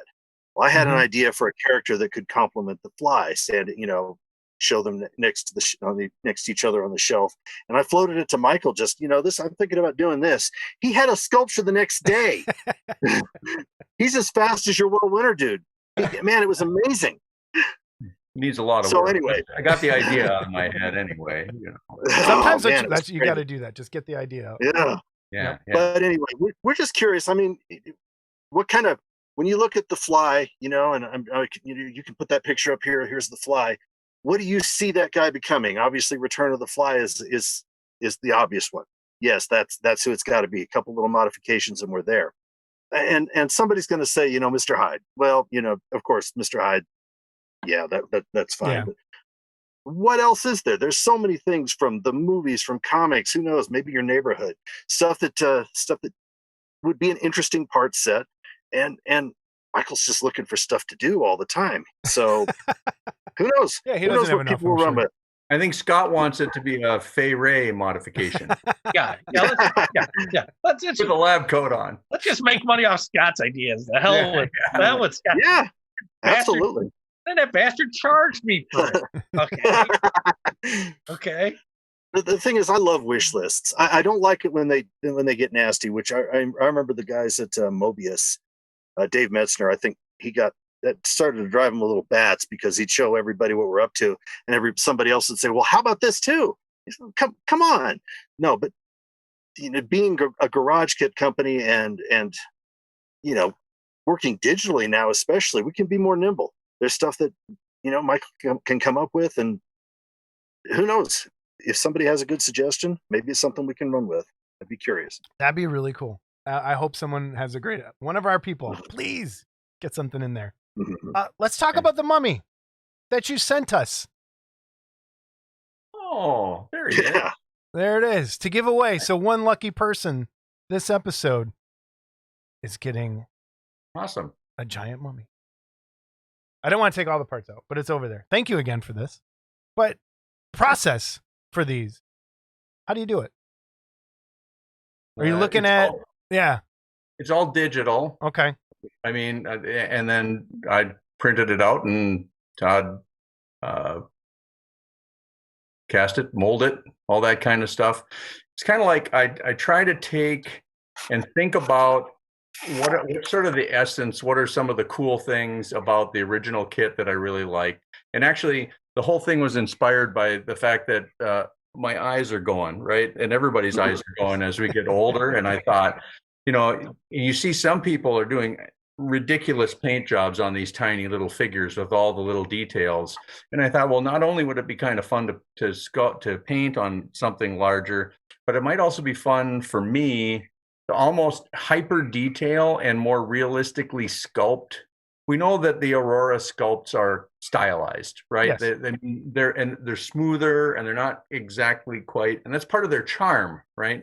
But what if Frankenstein had all of the wrinkles? What if the mummy had all of the wrinkles and the dust, and he's got crusty, he's kind of out of focus, but like the bandages on there, I did them with all like crusty sand and texture to them, so that people who really like to paint can have a lot of fun and kind of bring them up. And then bring enough of the elements of the base in there so that it's obviously the Aurora tribute, right? So the little snake by his feet, I got a cobra that is now on his shoulder that's kind of hanging out up there.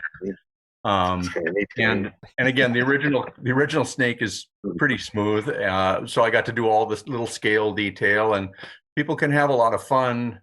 That was just the idea. I mean, anything that I'm doing is just a thing that I'm thinking, that would be cool. I'd like that. And we'll see if anybody else does. So, Michael, I'll be the elephant in the room guy, kinda. And I know when these were released, there was a little controversy. I think people thought you just scanned Aurora parts and put them together, and I don't think they understood that.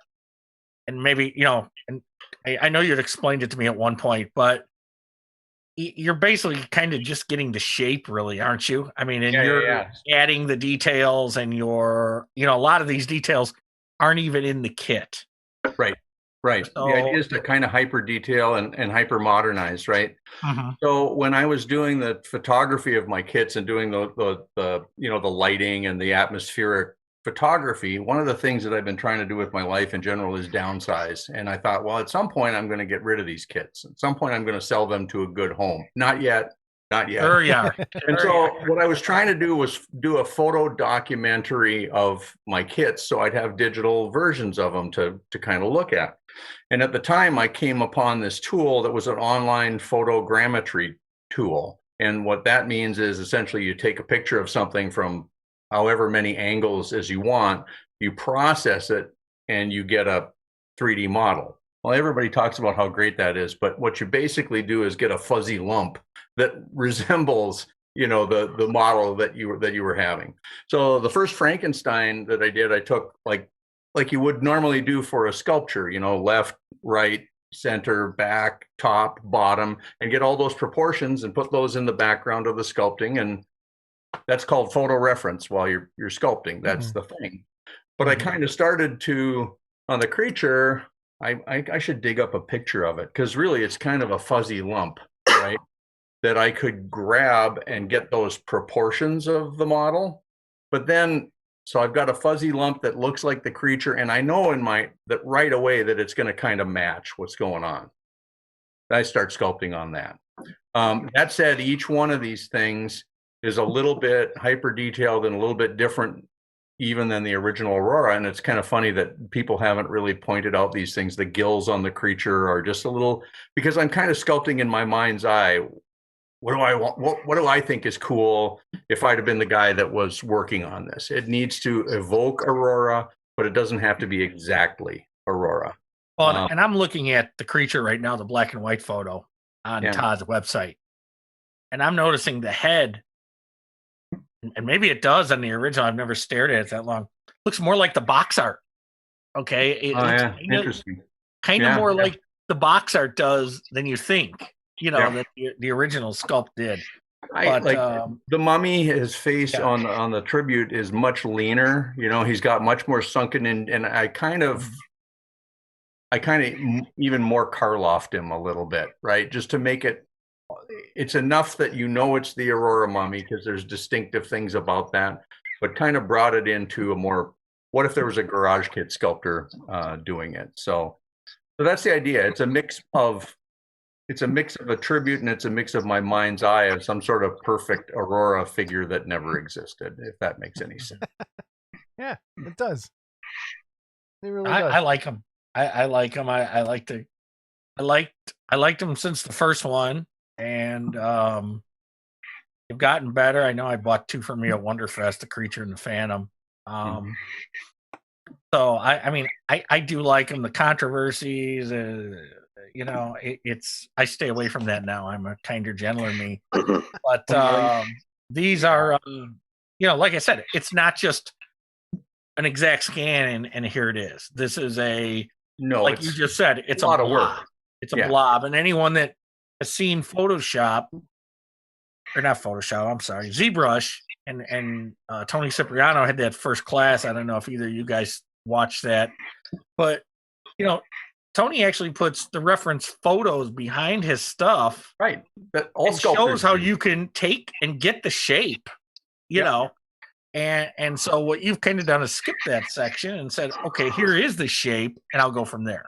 So if you're doing a physical sculpture in clay, right? And I've done this before, where you do gridded paper, and painters do this too. You put things on a grid and you cut them out, and then there's even ways that you can do where you breadboard out slices of foam and you cut it to ensure that you've got the proportions correct. This is a digital way of doing that exact same thing. And then I'm, like I said, changing it to match what I think it ought to look like. So yeah, this is sort of a time-honored technique that the digital era is changing a little bit of kind of how it is. You know, obviously there's how many now? 5? Yeah. So there's at least 7 or 8 more to do. Well, so here's a question for everybody. Todd and I were talking about this, right? So the idea is you got a bigger head, but King Kong, for example, his head is about the same size of the actual kit as the mummy is, right? So does that mean that it's not worth doing this because you can already, like my idea of being able to get in and paint details and stuff, is it not worth doing, or should the King Kong one be gigantic? You know, twice the size again. I'm not really sure where to go with that. So Scott? my opinion. Yeah, here we go. Scott's opinion. My opinion. Great. Here we go. My opinion. Make some money off this. No, just kidding. My opinion is I would try to keep everything as close to the same size as you could.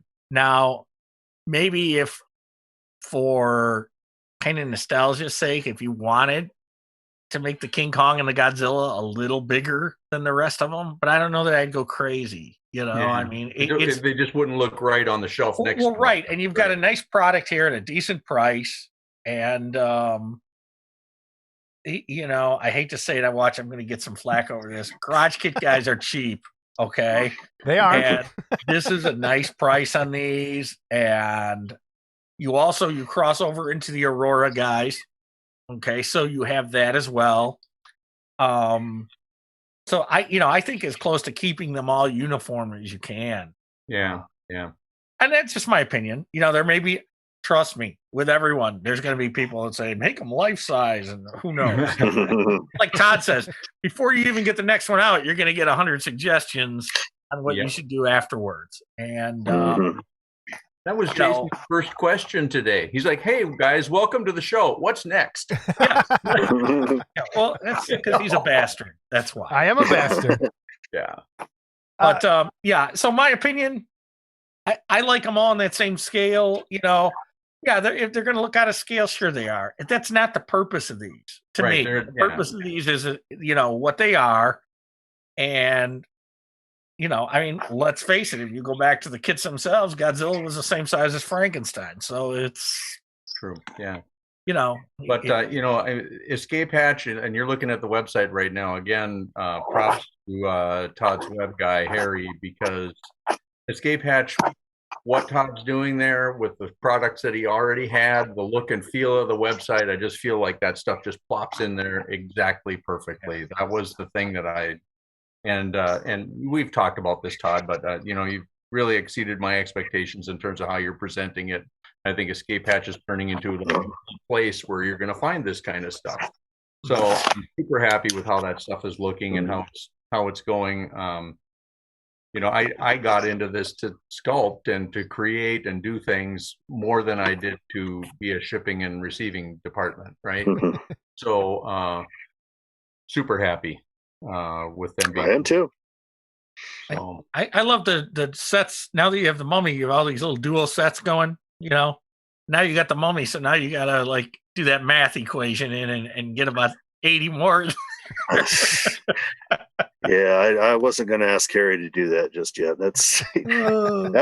He did all those combos. It was wow. It's a lot of work. Yeah, absolutely. But I mean, I think it's cool now that there's and George has always sort of pushed me in this direction. Like, whatever you're going to do a series of them.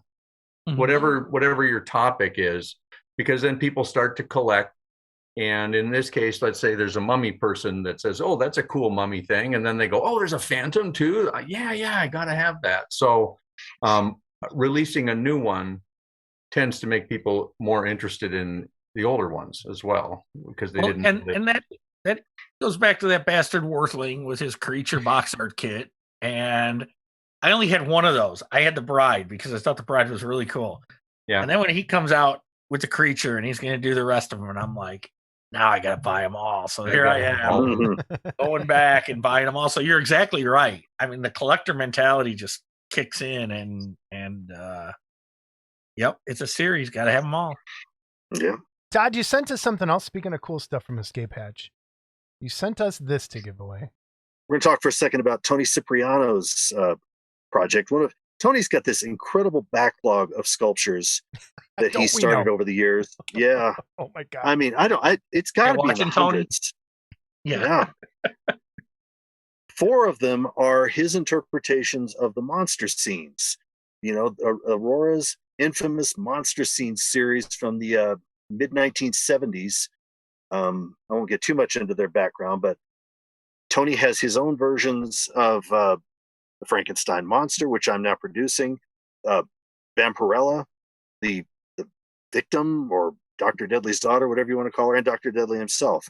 I hope to eventually be producing all 4 of them. and I'm going to produce all 4 of them in multiple scales. But what I have right now is the Frankenstein monster, which I'm offering in 1/3. I mean, it's tall for 1/13 scale, but but this is like a perfect size. I love this size. Oh yeah, I love it. I think it's fantastic. That's the one I would choose now. Surprisingly, I like that little one. Get ready to send another one, Todd, because he's going to drop it in about 20 seconds. You shut up. You shut up.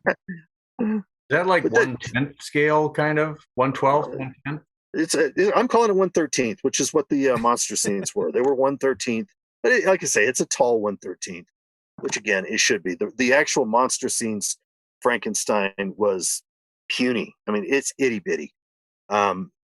This guy can stand proudly next to Dr. Deadly. And the thing is, Tony based him on not so much the box art, but as the instruction art and the comic book advertising art by Neil Adams. So that's what that guy looks like. He also comes with a Son of Frankenstein style, tunic. We got both. Wool. Yeah, we got both. You were kind enough to send them both. Yeah, I sell them in either way or both of them together. But that's something I recently put on the market. I have masters printed for the bigger ones, but I haven't molded them yet. I actually have probably saturating the market, oversaturating the market right now with stuff. But so anyway, that's what that is. It's all 3D printed. I do want to point out this. Since the last time we spoke, my feelings about 3D printing have refined a bit. I still like it a lot as a tool. When I see opportunities like with this Frankenstein, I'm going to offer them just straight off the printers. I think that's pretty neat that way. But like this mummy, Michael's mummy here, which I molded myself a few weeks ago. The Cobra that comes with it is 3D printed, so it's this neat little hybrid. Mm-hmm. This is where 3D printing makes a ton of sense, because I can make a couple dozen of these at once. And these I'm casting one by one, and you got the nice heft of the resin and everything. It is a nice. I was shocked at how much it weighed actually when I picked it up. It's a really nice heavy piece. Thank you for both of these. Thank you. You're welcome. Oh, thank you. Someone's gonna. I was going to say we've tried to preach that whole incorporation of 3D and resin, and there's a prime example of how it works or how it can work. Because I have a piece that I think I showed it to you, Todd, and it's a personal piece. It's an original sculpt. It's my own character, but I showed it to George Stevenson, and he was just like, "Oh, that's super cool, but I would not want to mold that thing. Would not want to mold it." And so my answer to him is, parts of this are going to be 3D printed. The parts you don't want to mold, right? So if you've just got a figure's body, but if they've got some kind of weird lattice shell around their head or something like that, why not hybridize? Why not have these things come together where it makes sense? I think you'll see things that you would not be able to do with resin, frankly. Like that little dragon guy that you've got that moves, Yeah. Stuff like that. Yeah. Real quick, just because it's a personal interest, what resin did you use? Anyway, I'm making the Frankenstein. All the resins that I use are Soraya Tech. They're all Soraya Tech Fast. Okay. One of them is Soraya Tech Fast Gray. One of them is Soraya Tech Fast Navy Gray. They're very similar. They're very user friendly, and they're relatively inexpensive. I just bought some of this Navy Gray, and I have not used it yet. So this is the first time I've seen it in my hand. So I like this a lot. Really heavy pigment in the Navy Gray. I'm finding it a little bit harder to work with than just the regular gray. Yeah. But it does look really nice. All right. No, it does look nice in person. And go ahead. Michael, for those that don't know or aren't too familiar with digital printing, they're not by now after watching us, I don't know what, but so that mummy, and maybe you don't know off the top of your head, how long does it take to print one? A day. That's a long print, that thing. And that's not practical to offer these. Exactly. Yeah. But I do have, I've got some stuff that is not in this hobby that's more fine art related. And I kind of got the idea that if I had a big enough printer, and if it's fine art, you want to have something that's made by the artist, right? And so my plan is at some point to make things like that available as one-offs. They'd be really expensive though, right? Mm-hmm. You can't, you can do a lot of resin in one day, but if I've got something that takes a full day, or maybe it's a couple of parts and it takes a couple of days to print, the price is going to go up, but it would be maybe print on demand. You see, Right. where I'd say, okay, I've got this piece of artwork. If you order it, I will start working on it and I will make it for you. But you can't, That's why I bought my Jupiter, to do my own personal art, like fine art stuff, rather than that, to do some of my sculptures that I've been doing. So that's cool to hear. I like that. Before we do lose Todd or anyone, Todd, what else did you want to hit on before we go into some other stuff? Yeah, you really should talk to Michael about these werewolves he's been working on. But I'll tell you real quick what's coming from Escape Hatch. We got The Day the World Ended just went on the market. That was Joe Lovedetti sculpt with some incredible box art and instruction sheets by Rainer Engel. Rainer also has is co-producing with me a King Ghidorah head. It's going to be a replacement for the Monsters of the Movie kit. You could get a 3-pack of replacement heads. Joe Lovedetti did those too. Joe, while he was at it, he did a Kaiju Kong head for me, and it's going to come with a replacement little berry juice insert. It's not quite as inspired as Scott's Fay Ray figure, but at least it's something else that can go on where that awful Fay Ray figure goes on the Aurora King Kong. Got some stuff up with Tony Cipriano, so, at least more of the monster scenes, I hope, more of the superheroes, I hope. His Hulk will get on the market, hopefully, soon. I've been talking about it for about a year.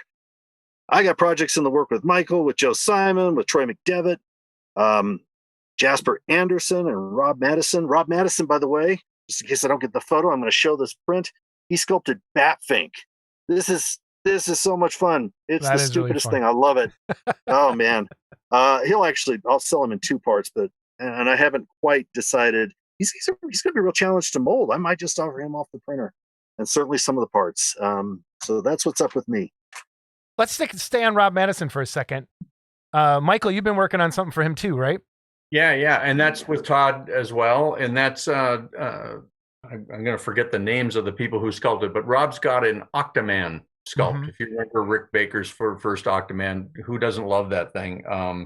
And so Rob has made, I think, and sold 8 or 10 of them some years ago. And he actually lives not too far from me. He's in Wisconsin. I'm in Minnesota, and we've gotten together a couple times.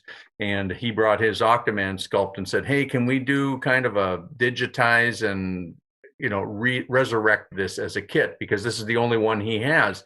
Kind of a neat opportunity to repart out and resurrect an older kit. Our friend Jamie was just talking about this, that we're going to start. Well, it was funny when I saw the pictures you guys sent. I'm like, oh, we just had this conversation yesterday, that we're going to start seeing this more and more, where people are going to bring up kits. So just kind of walk through the process of what you did for Rob. That looks awesome.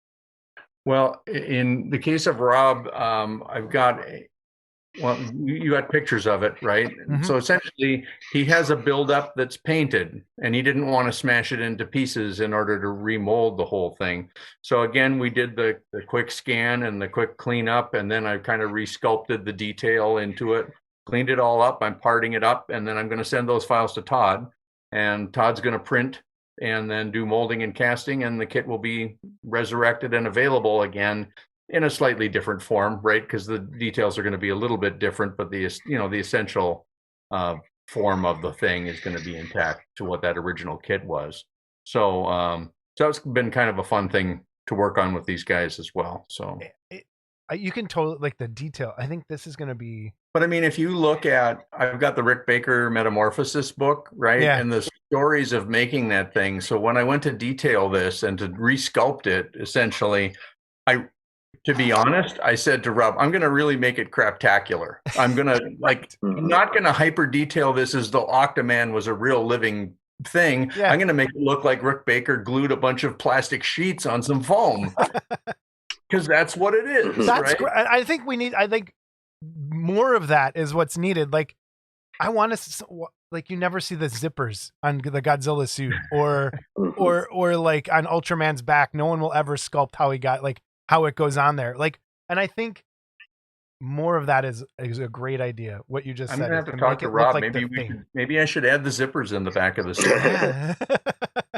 Because Rick's story of shooting that thing, he said something like, "I told them, here's all the ways you shouldn't shoot this suit. Yeah. And the very first shot that is shown in the movie is exactly what he told them not to do, and you can see everything wrong with it. That's part of the that's why we love these things, right? Yeah. Sometimes it's so bad it's good, and you just gotta. So yeah, maybe we'll put some stickers in the back. Yeah. I want to Oh, mention man. that Jeff Johnson did the original sculpture, by the way. Right. Jeff's a terrific guy, obviously sculpted in clay. And Rob sold that thing for pennies. So Yeah.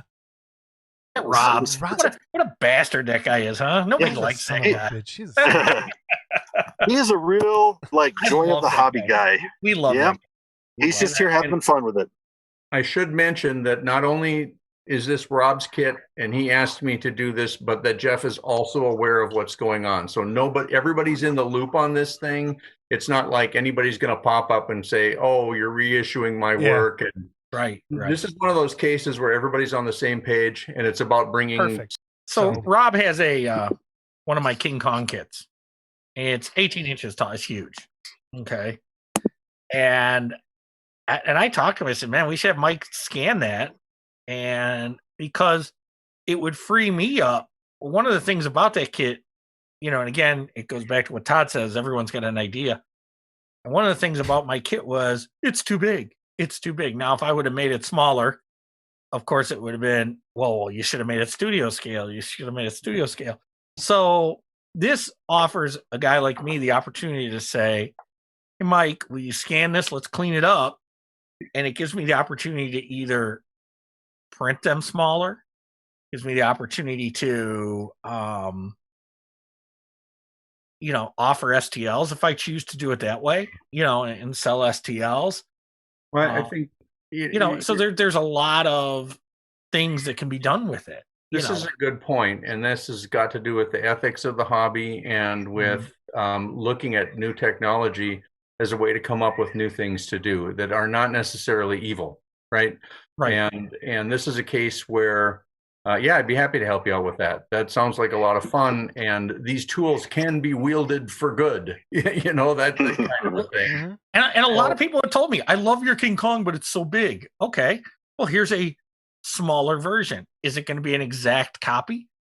No, it's not going to be an exact copy, but it's going to be the same shape. It's going to be the same pose. It's going to, I think none of this stuff is auto magic. It requires work. It requires skill and artistry, and it's not like you take a picture and then you hit print. It's not like that. But we'll take that offline and talk about that, Scott. If you want to do it, I'd be happy to. Oh yeah, absolutely, yeah. Uh-oh.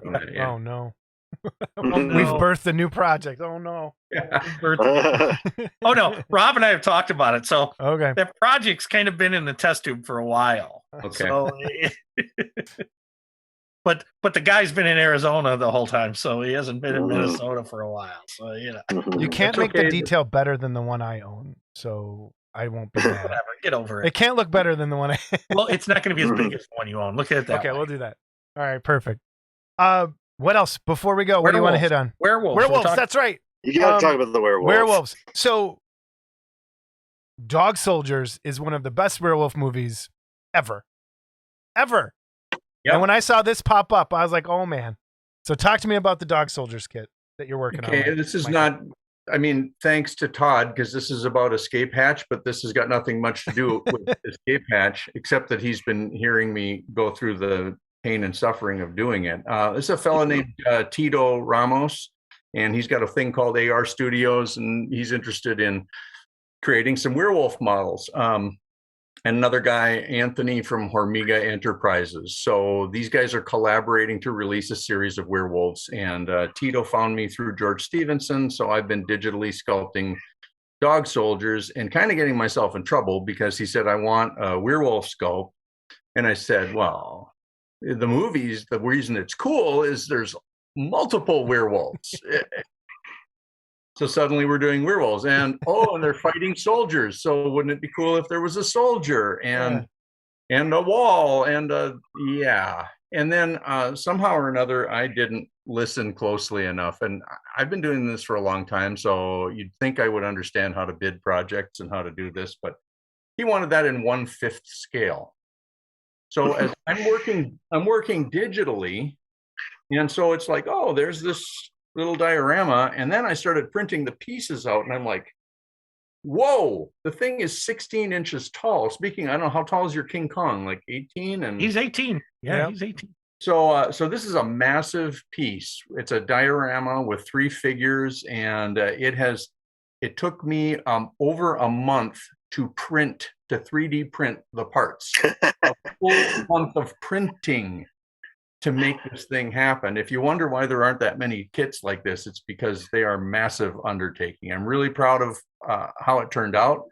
They are super happy, and it's going into molding and casting right now. So you'll have to find Tito Ramos. I'll put information up here. I think I have it. Yeah, so, he's the guy that you'll buy this thing from. But yeah, it's just it's massive, and it's kind of cool because he's really into the werewolves and really wanted to show Dog Soldiers. It's his favorite werewolf movie, and it is for an awful lot of people.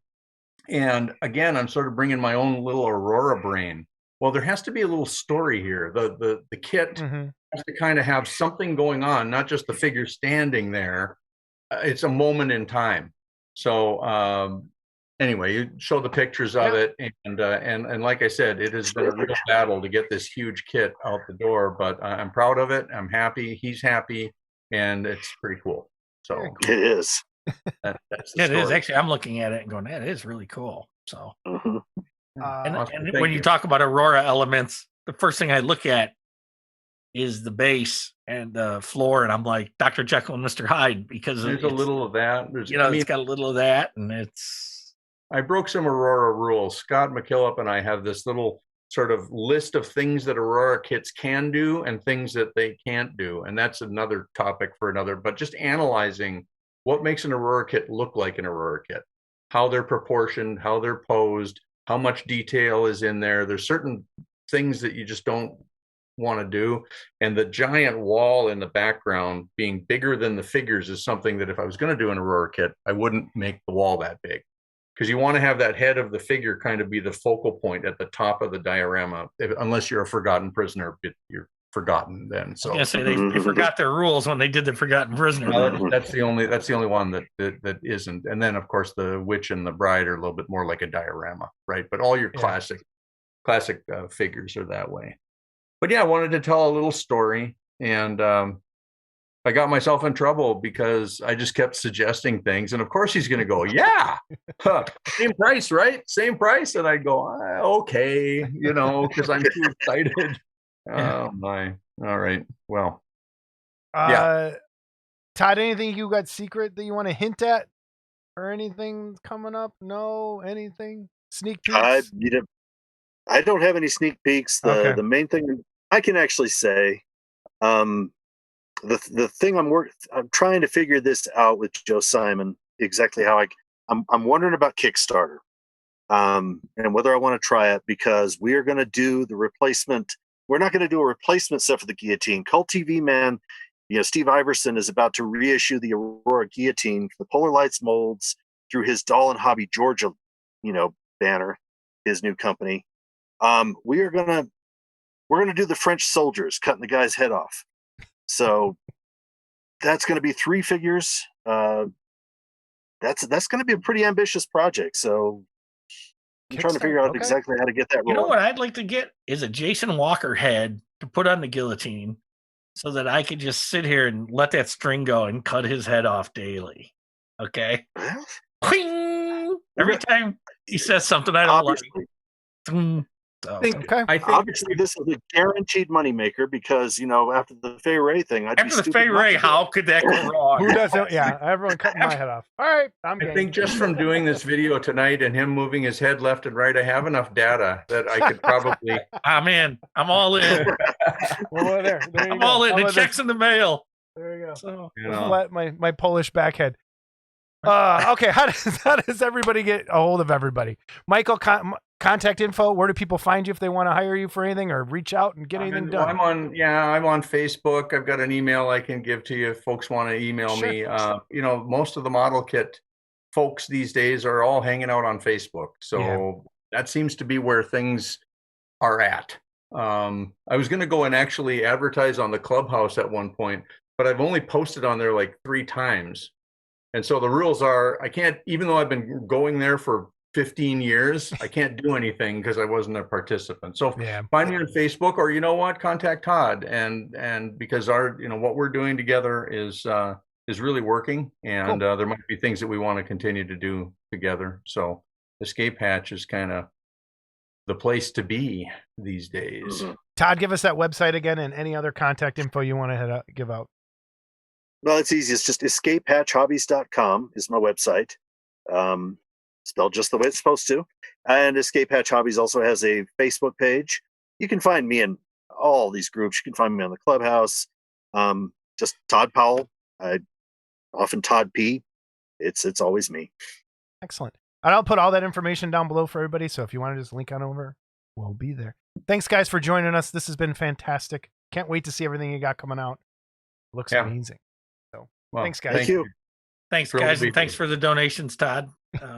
Yeah, excellent. And Mike, those are from Michael too. At least. And Michael. Yep. Awesome. Thanks. All right, everybody, we're back. That was our interview. What'd you think, Scott? That's quick. No. It was Actually, it like was a perfect. quick It was interview. like on the nose, 1 hour. It was the first time ever. Great. But great stuff in there. Thank you for the giveaways. We really do appreciate it. They're doing some great stuff. Support those guys. And thanks. We appreciate anybody that comes on this stupid show. So Yeah, and anybody that donates anything, again, the Jaeger Army cards, shoot an email, hit the button, and say you want in for the Jaeger Army cards. We've got 3 of those we're going to give away. Yep. Email us at modelclubtv@gmail.com. And then the other giveaways, comment.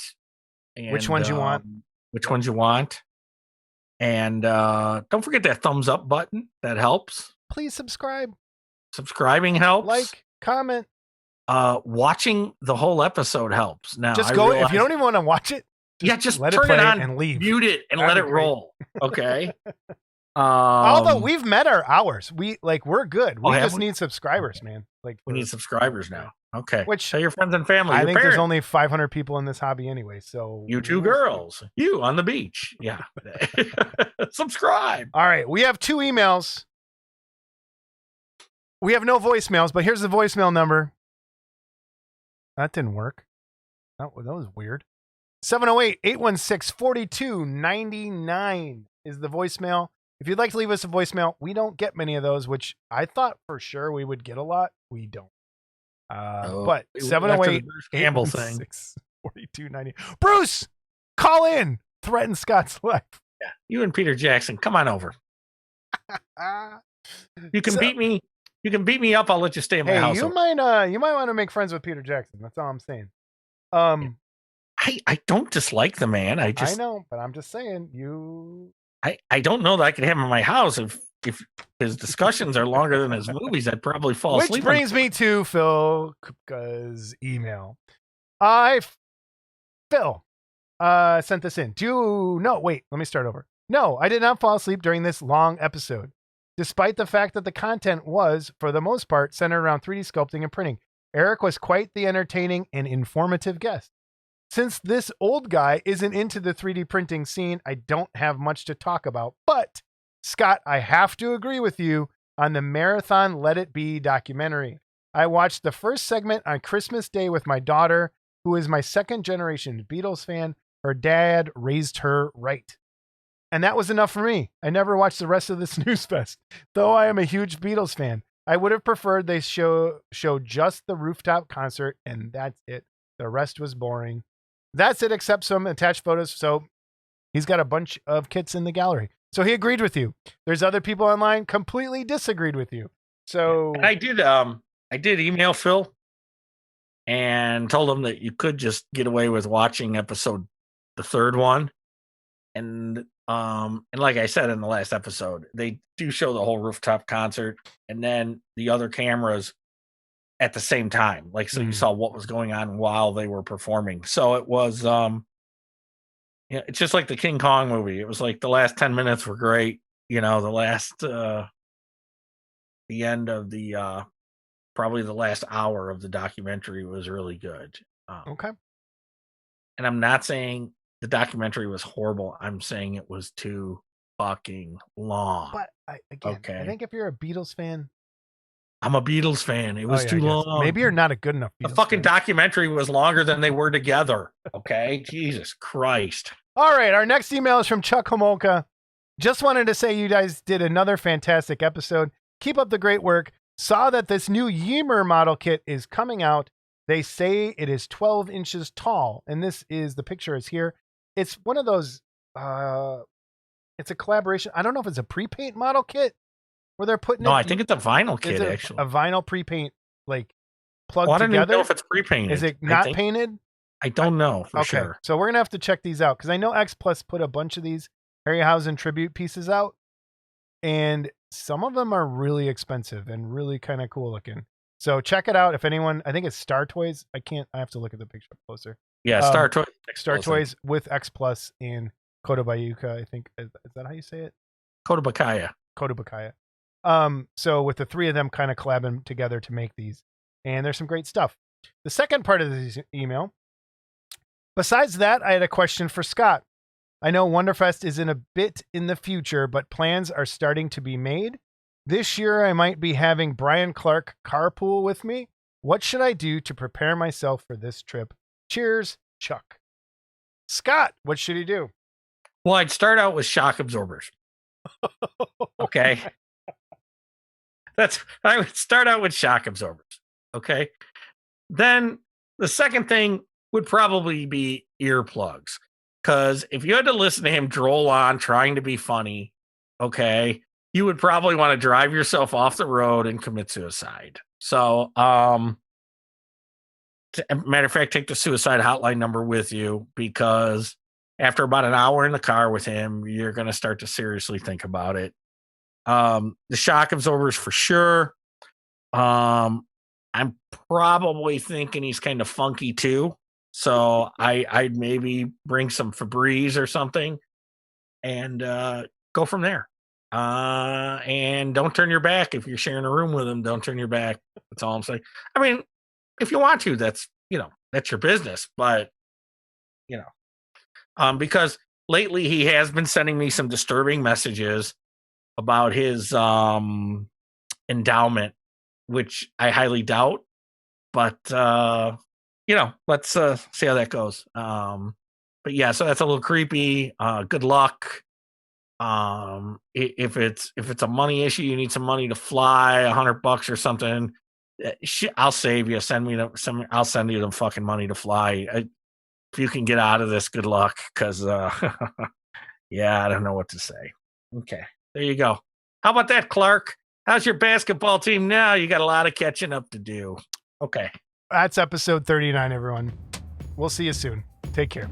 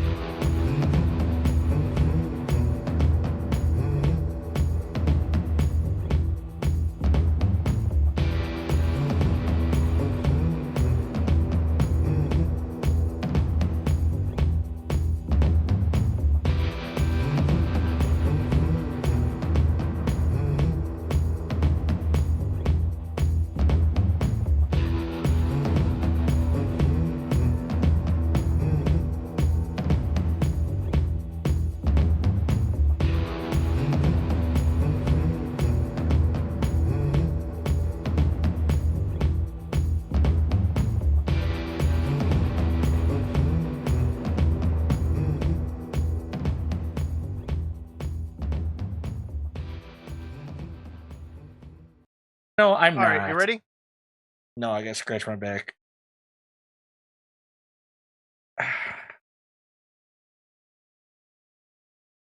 Hope you're recording this. I am. That's great. Wonder how this is for jock itch. Oh dear God. Okay. I'm like a big bear, I just get an itch. All right. Oh, Mm. that other dick. You do know what a bear is, right? What? Google it.